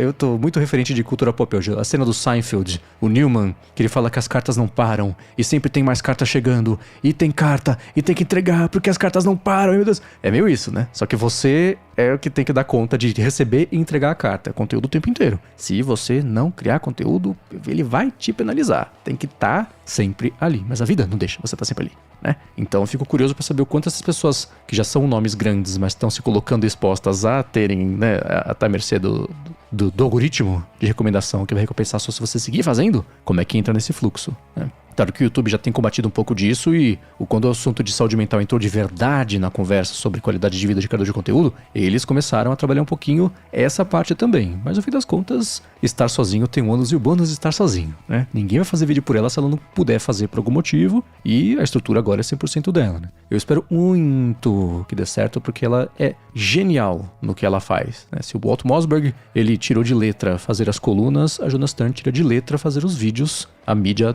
da geração, cada um a sua, né? Mas eu tô muito curioso, não só dela, pra ver como essa galera toda, grande e independente, vai seguir fazendo essa roda girar no médio e longo prazo. Tudo um pêndulo, daqui a pouco todo mundo volta pra coisa consolidada, depois sai de novo, né? Mas é interessante observar esses movimentos, assim. O bom no caso da Joanna Stern é que eu acho que uma pessoa como ela fica menos à mercê do algoritmo já por default, né?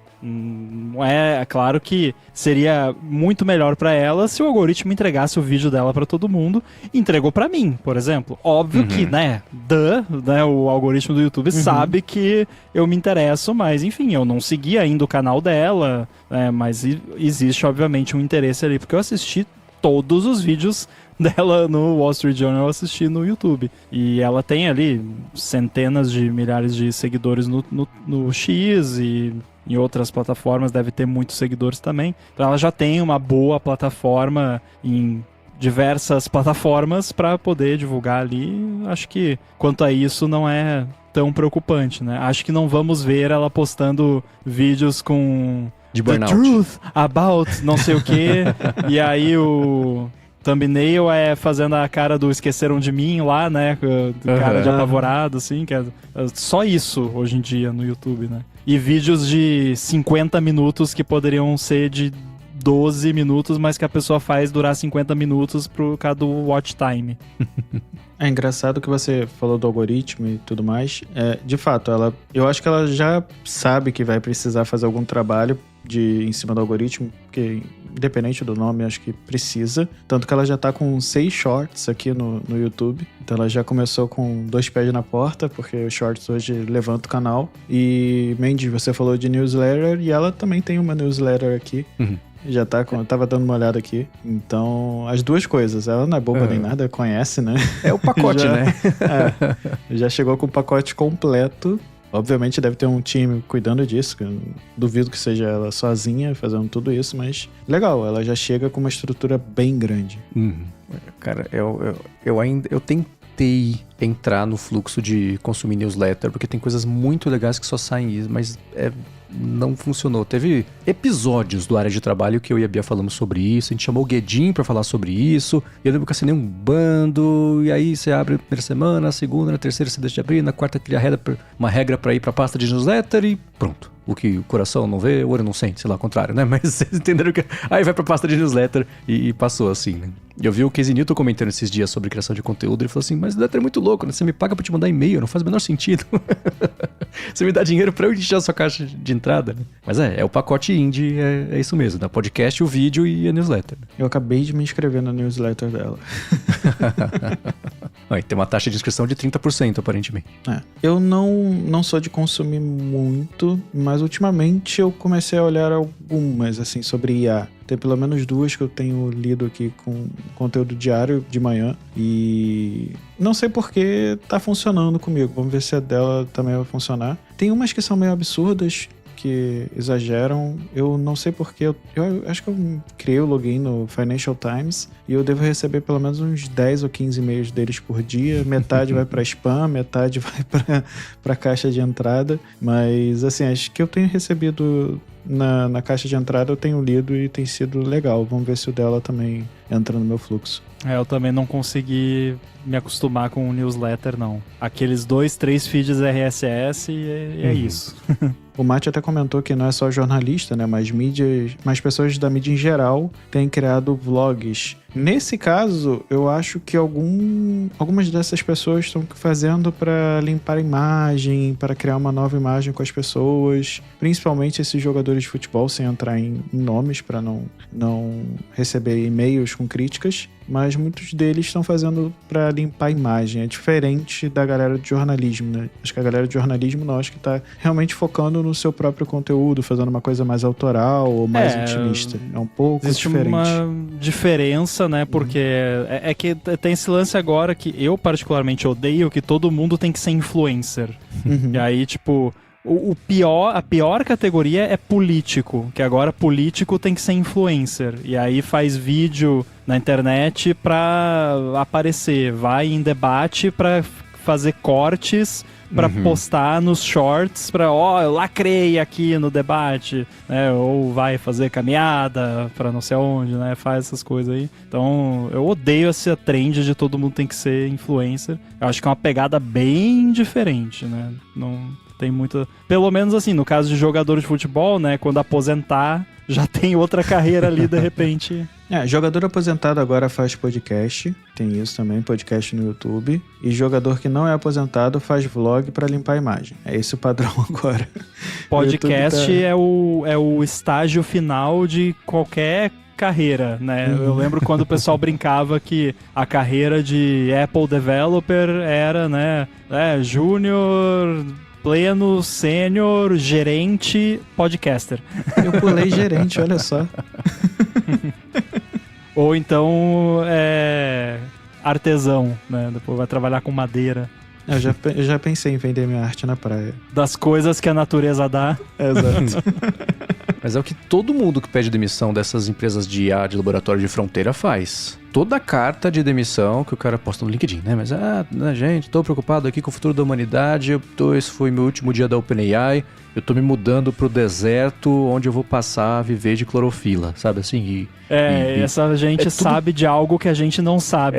Então, é curioso que esse pessoal sempre desses laboratórios é só isso. Agora eu só vou escrever em soneto quaternário e pronto, sabe? E viver disso. Nem que esse pessoal já ganhou o suficiente pra poder, de fato, viver disso. Só de rendimento já tá resolvido, mas... Cara, se eu não precisasse... você tá cheio da grana ali, pô, vai numa fazenda lá, né? Porque imagina o cara que trabalhava nessas áreas aí, é como se estivesse com um computador plugado no cérebro 24/7, assim, a pessoa realmente deve criar uma ânsia de... não quero mais saber disso, chega. Né? O Chris Lattner, que foi o criador do Swift, também virou artesão. Então.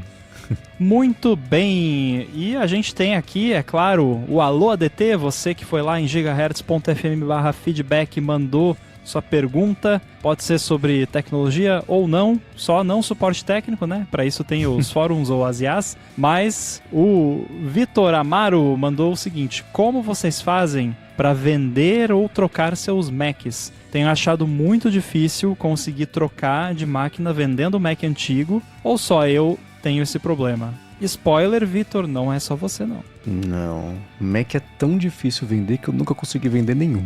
A não ser que seja um Mac Mini. Quem tem um Mac Mini hoje em dia vende pelo dobro do preço.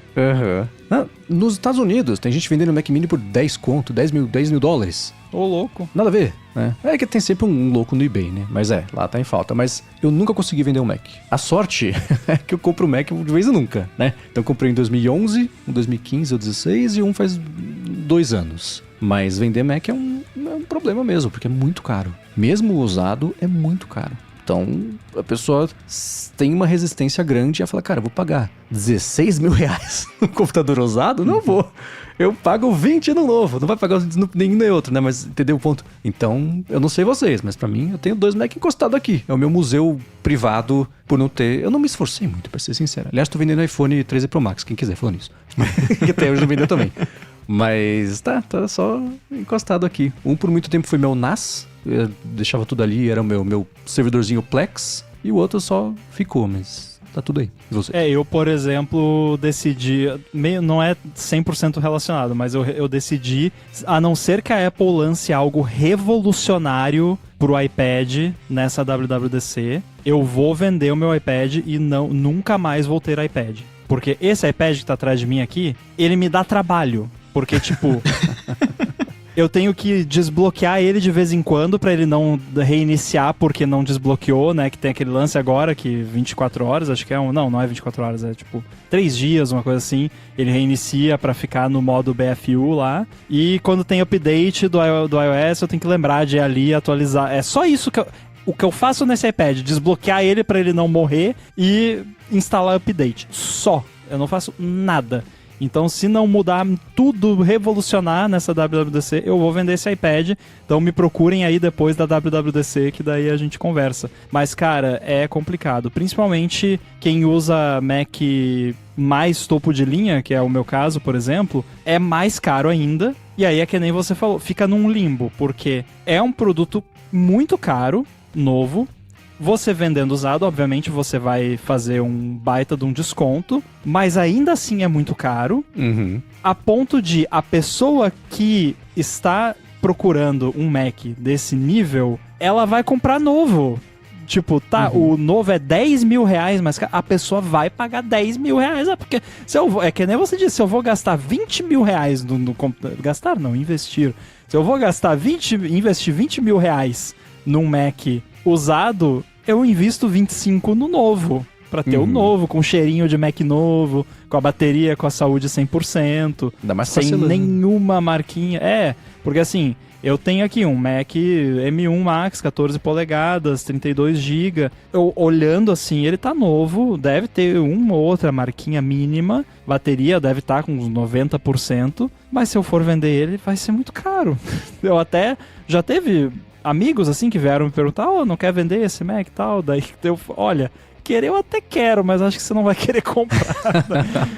Porque geralmente assim, se é um amigo, eu já sei o que a pessoa pretende fazer no Mac, e aí eu já sei que não é o que a pessoa precisa de um Mac um MacBook Neo já servia pra pessoa, sabe? E aí, vai comprar um Mac de 20 mil reais? Não, né? Então, realmente, Vitor, é complicado. Quanto mais topo de linha, mais complicado fica, exceto o Mac Mini, atualmente. Sobre o Mac Mini, pra não esquecer, no Brasil, o prazo de entrega tá de 12 a 14 semanas. Nossa! E na divulgação, fora os que você fala, que você quer, ele fala, indisponível. Então, o mínimo é isso. E hoje, na divulgação do relatório fiscal, a Apple falou, cara, não vai passar meses assim. Ou seja, não vai sair mesmo. A não ser que eles surpreendam, e na WWDC pode ser, mas eles deixaram atipicamente bem claro que não tem e não vai ter. Então, quem comprou, comprou e é isso. E sorte dos eBayzeiros que estão faturando em cima. Eu tô olhando pro meu Mac Mini aqui com uma vontade de colocar no eBay. $10 mil agora, né? Mas no meu caso, eu também troquei poucas vezes de MacBook. Eu tive um MacBook Pro clássico, mas não era topo de linha. E como eu sempre cuidei muito bem, meus amigos olham e falam, pô, mesma coisa que o Ramo, né? Quando você quiser vender, fala comigo. Então eu vendi ele muito rápido. Meu MacBook Air, o primeiro que eu tive, também foi assim. E o terceiro foi o único que eu não vendi para um amigo, mas eu vendi para um amigo de um amigo. Então também foi extremamente rápido. E aí eu acabei ficando com o meu M1, porque esse eu uso para viagem.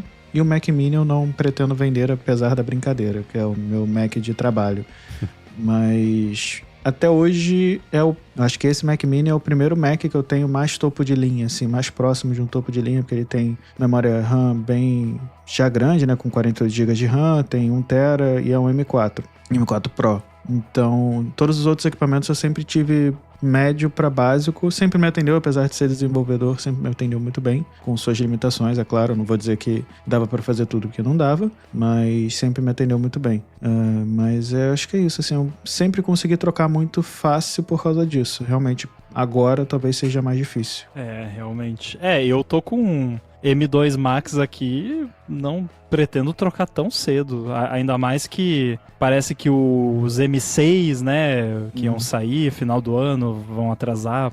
Não vão atrasar porque, né, mas enfim, vocês entenderam, né, a não ideia era cedo. Lançar... e aí, porque eu pensei, não, eu vou, quando sair um MacBook Pro com tela OLED, aí vai ser o meu ponto de upgrade. Mas também tem que ver o preço, né? Porque se for custar R$50 mil, não, deixa quieto. Vou ficar com esse M2 aqui pro resto da vida, tá bom? Eu acho que dá, viu? Porque é bom o negócio. Acho que é a mesma coisa com esse meu Mac Mini, assim. Ele não trava, não tem problema nenhum. Assim, é zero problema mesmo e não me dá estresse, não faz barulho em cima da mesa, nem parece que eu tenho um equipamento aqui. Então, toda vez que eu vejo alguma notícia de novo Mac Mini ou novo MacBook, eu falo, pô, que legal, uma tela talvez fosse legal e tal, mas eu olho e falo, não, muito caro. Agora, deixa esse carinha aqui, tá ótimo, tá me atendendo e não tenho pretensão de trocar. Boa. Agora, o Jomar Magraff tá com um problema muito triste. E ele mandou aqui pra gente e, na verdade, eu acho que a gente vai pedir pra vocês mandarem sugestões, porque eu já adianto que eu não tenho, mas ele falou o seguinte: tem uns créditos da OpenAI /ChatGPT que comprei pra testar a API e desisti. Vocês teriam algumas ideias do que poderia fazer com esses créditos? Pode ser através de Home Assistant, Prox, Mox ou Mac. Forte abraço e um excelente final de semana para você também, Jomar. E não sei, que problema difícil, né? Isso é tipo, gente, eu tô com esse bando de H100 aqui que eu não sei o que fazer. Alguém me dá uma ideia? Tô com essa pilha de Mac Mini aqui. Eu tô com esse bando de token pra você usar, cara. Pô, o Marco podia vender os 48 Mac Minis por $10 mil cada tá um. Rico, nossa, se aposenta com o tanto de Mac Mini. Acabou, não faz mais nada. Então, assim, esse é um alô Adetensius. Porque quem tiver ideias do que fazer e ajudar o Jomar, vocês mandam pra gente. Então ele tá aí com um bando de crédito de API da OpenAI e quer dicas e falou, pode ser através de HomeKit, de Home Assistant, do Proxmax ou Mac. Então ele já falou pra onde ele quer que aponte, né? Já ajuda um pouquinho a quem tiver boas ideias. Mas mandem gigahertz.fm/feedback pra gente resolver esse problema terrível que ele tá de estar com API demais e ideia de menos pra usar. Assim, você falou um bando, ele falou uns créditos, assim, né? Não, um bando é mais do que uns. Então, eu acho que, né, dependendo aí, Jomar, vamos, né, você não quer vender a conta? Eu ia comentar isso. Não quer vender a chave de API? Fecha essa conta, revende ela do jeito que tá, ou espera mais um pouco, tipo Bitcoin, né? Guarda essa conta mais um pouquinho, que daqui a pouco vai estar valorizado. Ou não, né? Se bem que não, porque token costuma baratear ao longo do tempo. Exceto o Anthropic. Agora, o Alisson Menezes mandou uma pergunta interessante aqui. Existe algo que faça vocês pararem tudo relacionado a trabalho ou produtividade, a ponto de só voltar a fazer aquilo quando terminar. Exemplo, estudo programação no tempo livre, lançou Resident Evil 9, produtividade, perdemos. Só voltei quando platinei. E aí, tem alguma coisa que causa isso em vocês? Fora ir no banheiro. Assim, dor de barriga. Pior que às vezes meio com dor de barriga, dá uma segurada. Eu penso muito no Mark Hurley nessas horas que ele fala que ele não se aguenta e transforma as coisas que ele mais gosta em trabalho. Então todo hobby que ele tinha, o lance da caneta, do Fórmula 1, de tecnologia, etc. Ele fez um bando de podcast disso, quis virar maker, virar youtuber, começou a comprar teclado, desmontar no computador, na frente da câmera. Então, a única coisa que eu parava, quando eu trabalhava em agência, por exemplo, que eu parava tudo e dane-se se alguém achar ruim, eu vou parar e vou fazer, era tipo ver WWDC. E hoje é óbvio que isso é parte do trabalho. Então eu paro o trabalho pra trabalhar, no fim das contas, né? Então, assim, eu não sei, teve um cara que ficou bravo que eu falei que eu não como muito doce, né? Eu não jogo muito videogame, então eu não... Isso numa coisa que me seduza, sei lá, e série, coisa assim, já fui mais ligadão, então, sei lá, na época de Lost, por exemplo. Lost, dane-se, eu não vou dormir até sair Lost no torrent, porque eu queria ver rapidinho e assistia 2, 3, 4 da manhã, depois, no dia seguinte, eu resolvia o que eu precisava fazer. Mas, hoje em dia, de parar mesmo assim, o que eu preciso fazer é ou banheiro ou incêndio, sei lá, porque eu sei que se eu parar, das 5 da manhã eu vou estar aqui ainda, então eu sei o quanto custa, sabe? Ultimamente comigo tem sido algo assim, por conta de hora extra, enfim. E aí eu acabei que no meu tempo livre eu diminui meu estudo de programação, porque eu passo 12 horas aqui dentro do escritório, seja trabalhando em hora extra, seja fazendo o Bom Dia Tech. Então, assim, era às vezes mais de 12 horas aqui, então no final de semana eu não queria programar. Tem alguns hiatos assim por conta dessas horas extras. E aí, por conta disso, meu tempo livre era no Pocopia, que eu tenho jogado bastante. Tem um tempinho sobrando, eu vou ali e jogo Pocopia. Ultimamente, eu tô fazendo uma maratona, não é bem maratona, porque, enfim, eu tô vendo quando dá. São os filmes do Godzilla, os clássicos. Então, eu comecei com a Era Millennium, vou pra nova era agora e depois eu vou voltar para os clássicos. Então, foi uma loucura que me deu na cabeça, porque eu adoro Godzilla, eu adoro filme de kaiju. E aí eu falei, não, vou ver os filmes do Godzilla aqui e tô curtindo. Acho que são essas duas coisas de videogame. Agora eu tô no momento Pocopia e... um outro jogo também que eu recomendo que comecei a jogar recentemente foi Hellclock, que é um jogo brasileiro bem divertido e me pegou bastante, mas acho que é isso. Mas aí é mais como hobby, não é que você tá parando de trabalhar pra ir jogar, né? Não posso, tipo, eu queria parar de trabalhar. Poder ninguém pode, né? Mas Exato. Às vezes acontece, né? Eu queria muito, sei lá, chegar hoje, meio da tarde e falar, chega, não quero mais trabalhar, vou sentar no sofá e ficar vendo filme o resto da tarde. Mas se eu fizer isso, não bate salário no final da conta, no final do mês, né? Então. Eu também atualmente não tenho nada também não sou muito de jogar, também não sou muito de doce, podem mandar seus e-mails, os fanboys de doce, né? Mas assim... É que nem o Mendes falou, vira trabalho, né? Tipo, WWDC, vai ter aqui nojo da WWDC. Não importa o que esteja acontecendo no mundo ou né, no meu trabalho, eu vou parar pra assistir. Mas é trabalho, de certa forma, né? Porque eu não faço cobertura de WWDC, mas... Enfim, é muito relevante pro meu trabalho e também depois a gente vai falar no podcast, então acaba se tornando trabalho também. Mas é um trabalho que interrompe outro trabalho, né, de certa forma. Ou então, assim, se eu tô trabalhando em alguma coisa aqui e encontro uma vulnerabilidade ali no sistema da Apple, alguma coisa que pode dar um bug bounty... Às vezes eu paro e vou olhar um pouquinho mais a fundo, porque senão eu vou ficar só pensando naquilo e não vou conseguir continuar o que eu tava fazendo anyway, então, né, melhor olhar isso logo e aí logo descobrir se é algo ou não pra seguir a vida. Mas é mais isso, então não tem nenhum jogo, nada assim... Meu principal hobby é cozinhar, mas eu não me dá uma vontade louca de fazer um bolo do nada e aí eu paro de trabalhar e vou fazer um bolo. Então não eu acho que assim, a única coisa que também me faz parar de trabalhar, mas de certa forma eu vou fazer o podcast, que, enfim, não é um trabalho, mas, né, já faz parte do meu dia a dia. São meus eventos também, principalmente a WWDC. E tem alguns eventos que eu gosto de fazer cobertura e resumo. Então, eu, por exemplo, assisto a WWDC pelo meu trabalho e pelo podcast. Então, eu acabo de assistir a WWDC, sento aqui e começo a fazer a pauta pra já lançar o episódio logo em seguida. Então, acho que eu também tô na mesma. Mas, enfim, acabou a pauta, acabei de lançar o podcast, eu tenho que voltar a trabalhar pra compensar o tempo. Então, não tem como fugir. E o Eduardo Papa, que tá acompanhando ao vivo aqui, falou: de vez em quando eu paro aqui o trabalho e dou uma dormida. Já tem uma cama no escritório, não é à toa. Home office é vida. É isso aí, Eduardo. Eu acho que de todas as opções, você parar pra dar uma dormida é a melhor delas. Exato. Assumindo que você acorde renovado depois, né? Cara, aconteceu recentemente, eu não contei pra vocês. Teve um dia que eu tinha dormido tão mal, foi numa quinta-feira. Então a gente terminou de gravar 00:30, eu fui dormir 1h, acordei às 7. E isso pra mim é muito pouco. Aí quer saber, daí no final da tarde eu deitei um pouquinho, eu dormi, cara, eu fiquei um caco depois. Péssimo, nunca mais. Porque fazia, sei lá, 10 anos que eu não dormia sem ser à noite. Foi uma péssima ideia, eu não faço mais isso. Mas deveria ter aguentado até de noite. Eu fico meia fase também, tá não? Então, mas se é bom pra você isso, é excelente. Acho que é melhor do que parar pra jogar.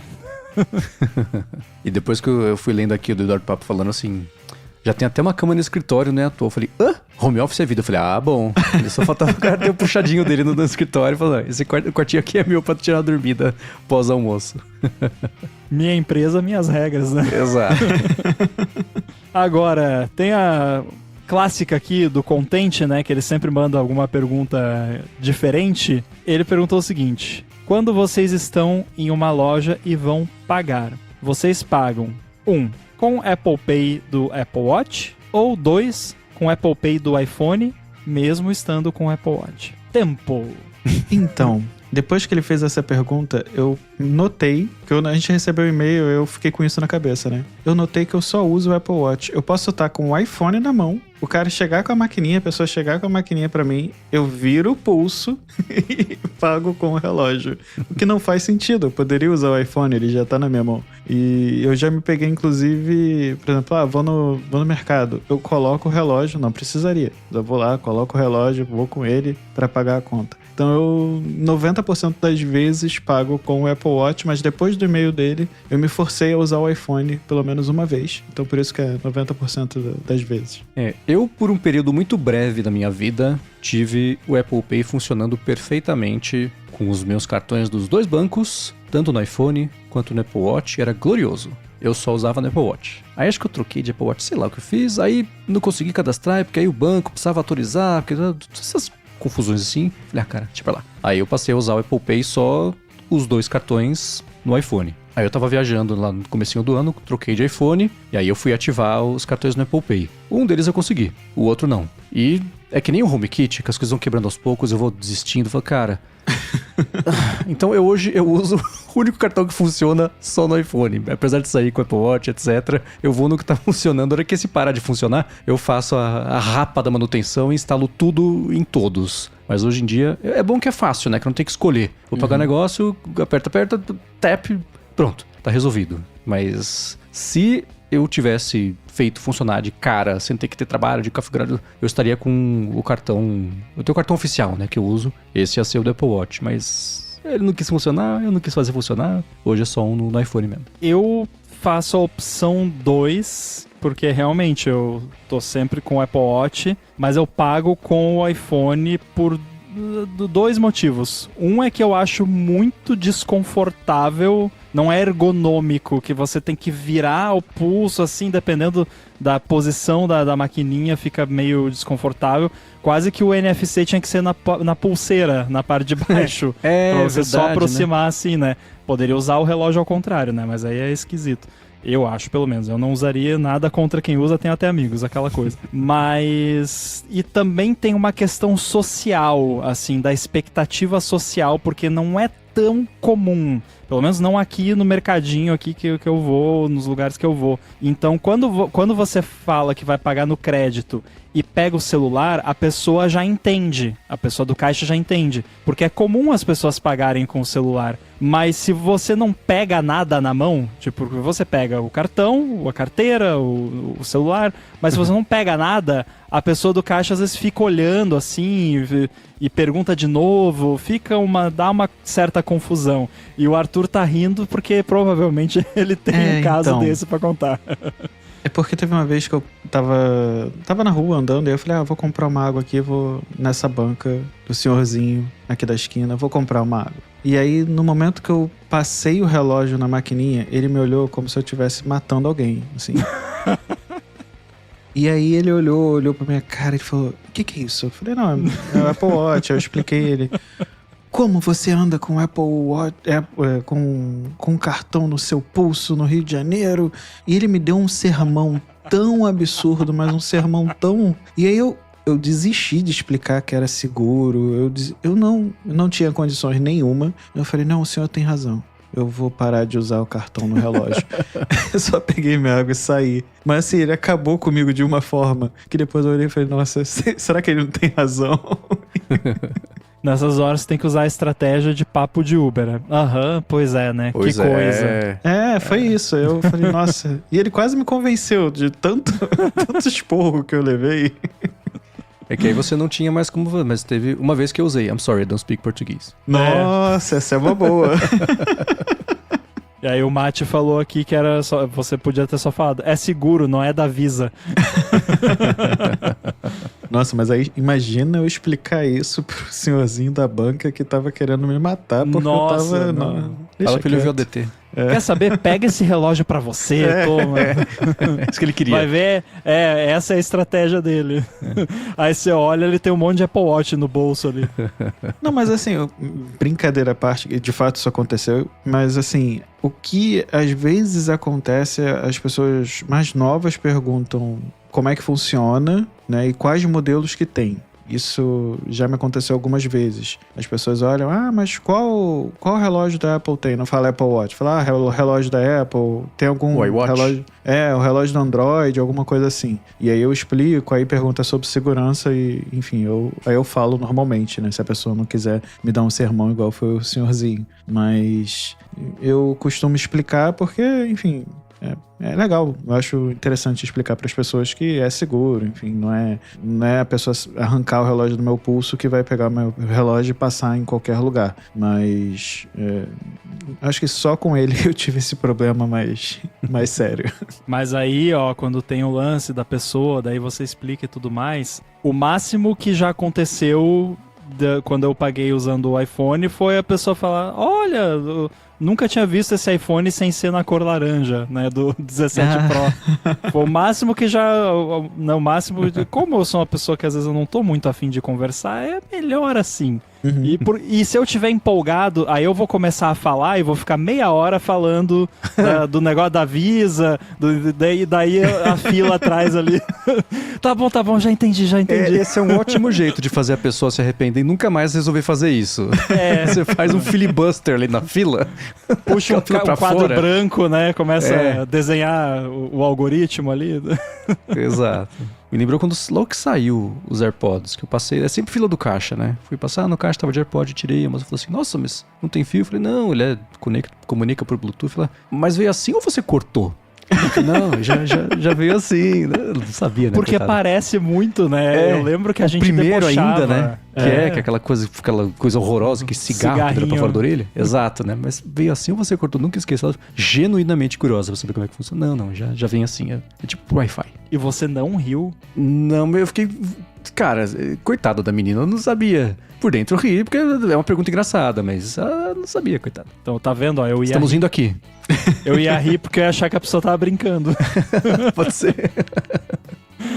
Very funny. E, enfim, mandem suas perguntas lá no gigahertz.fm/feedback. Quero agradecer aqui o Edu, que edita o podcast, faz a gente parecer mais inteligente. Quero agradecer a Firmou Consultoria pelo patrocínio, os mais detensos que nos apoiam lá em gigahertz.fm/apoio. E para falar com vocês, como é que faz? Bom, pra falar comigo é só ir no @Arthur_Gvigir no Instagram ou no Threads e às terças e quintas lá no Bom Dia Tech. Boa. Pra falar comigo, MVC Mendes lá no Threads. Apresento por aqui o Área de Trabalho A Fonte. Apresento pra Luro IA Sob Controle. E os textos vocês encontram no 9to5Mac. Muito bem, eu tô lá no mastodon.social, @inside, e apresento também o Olá Mundo aqui pela Gigahertz. Tudo dito e posto, a gente volta semana que vem. Falou!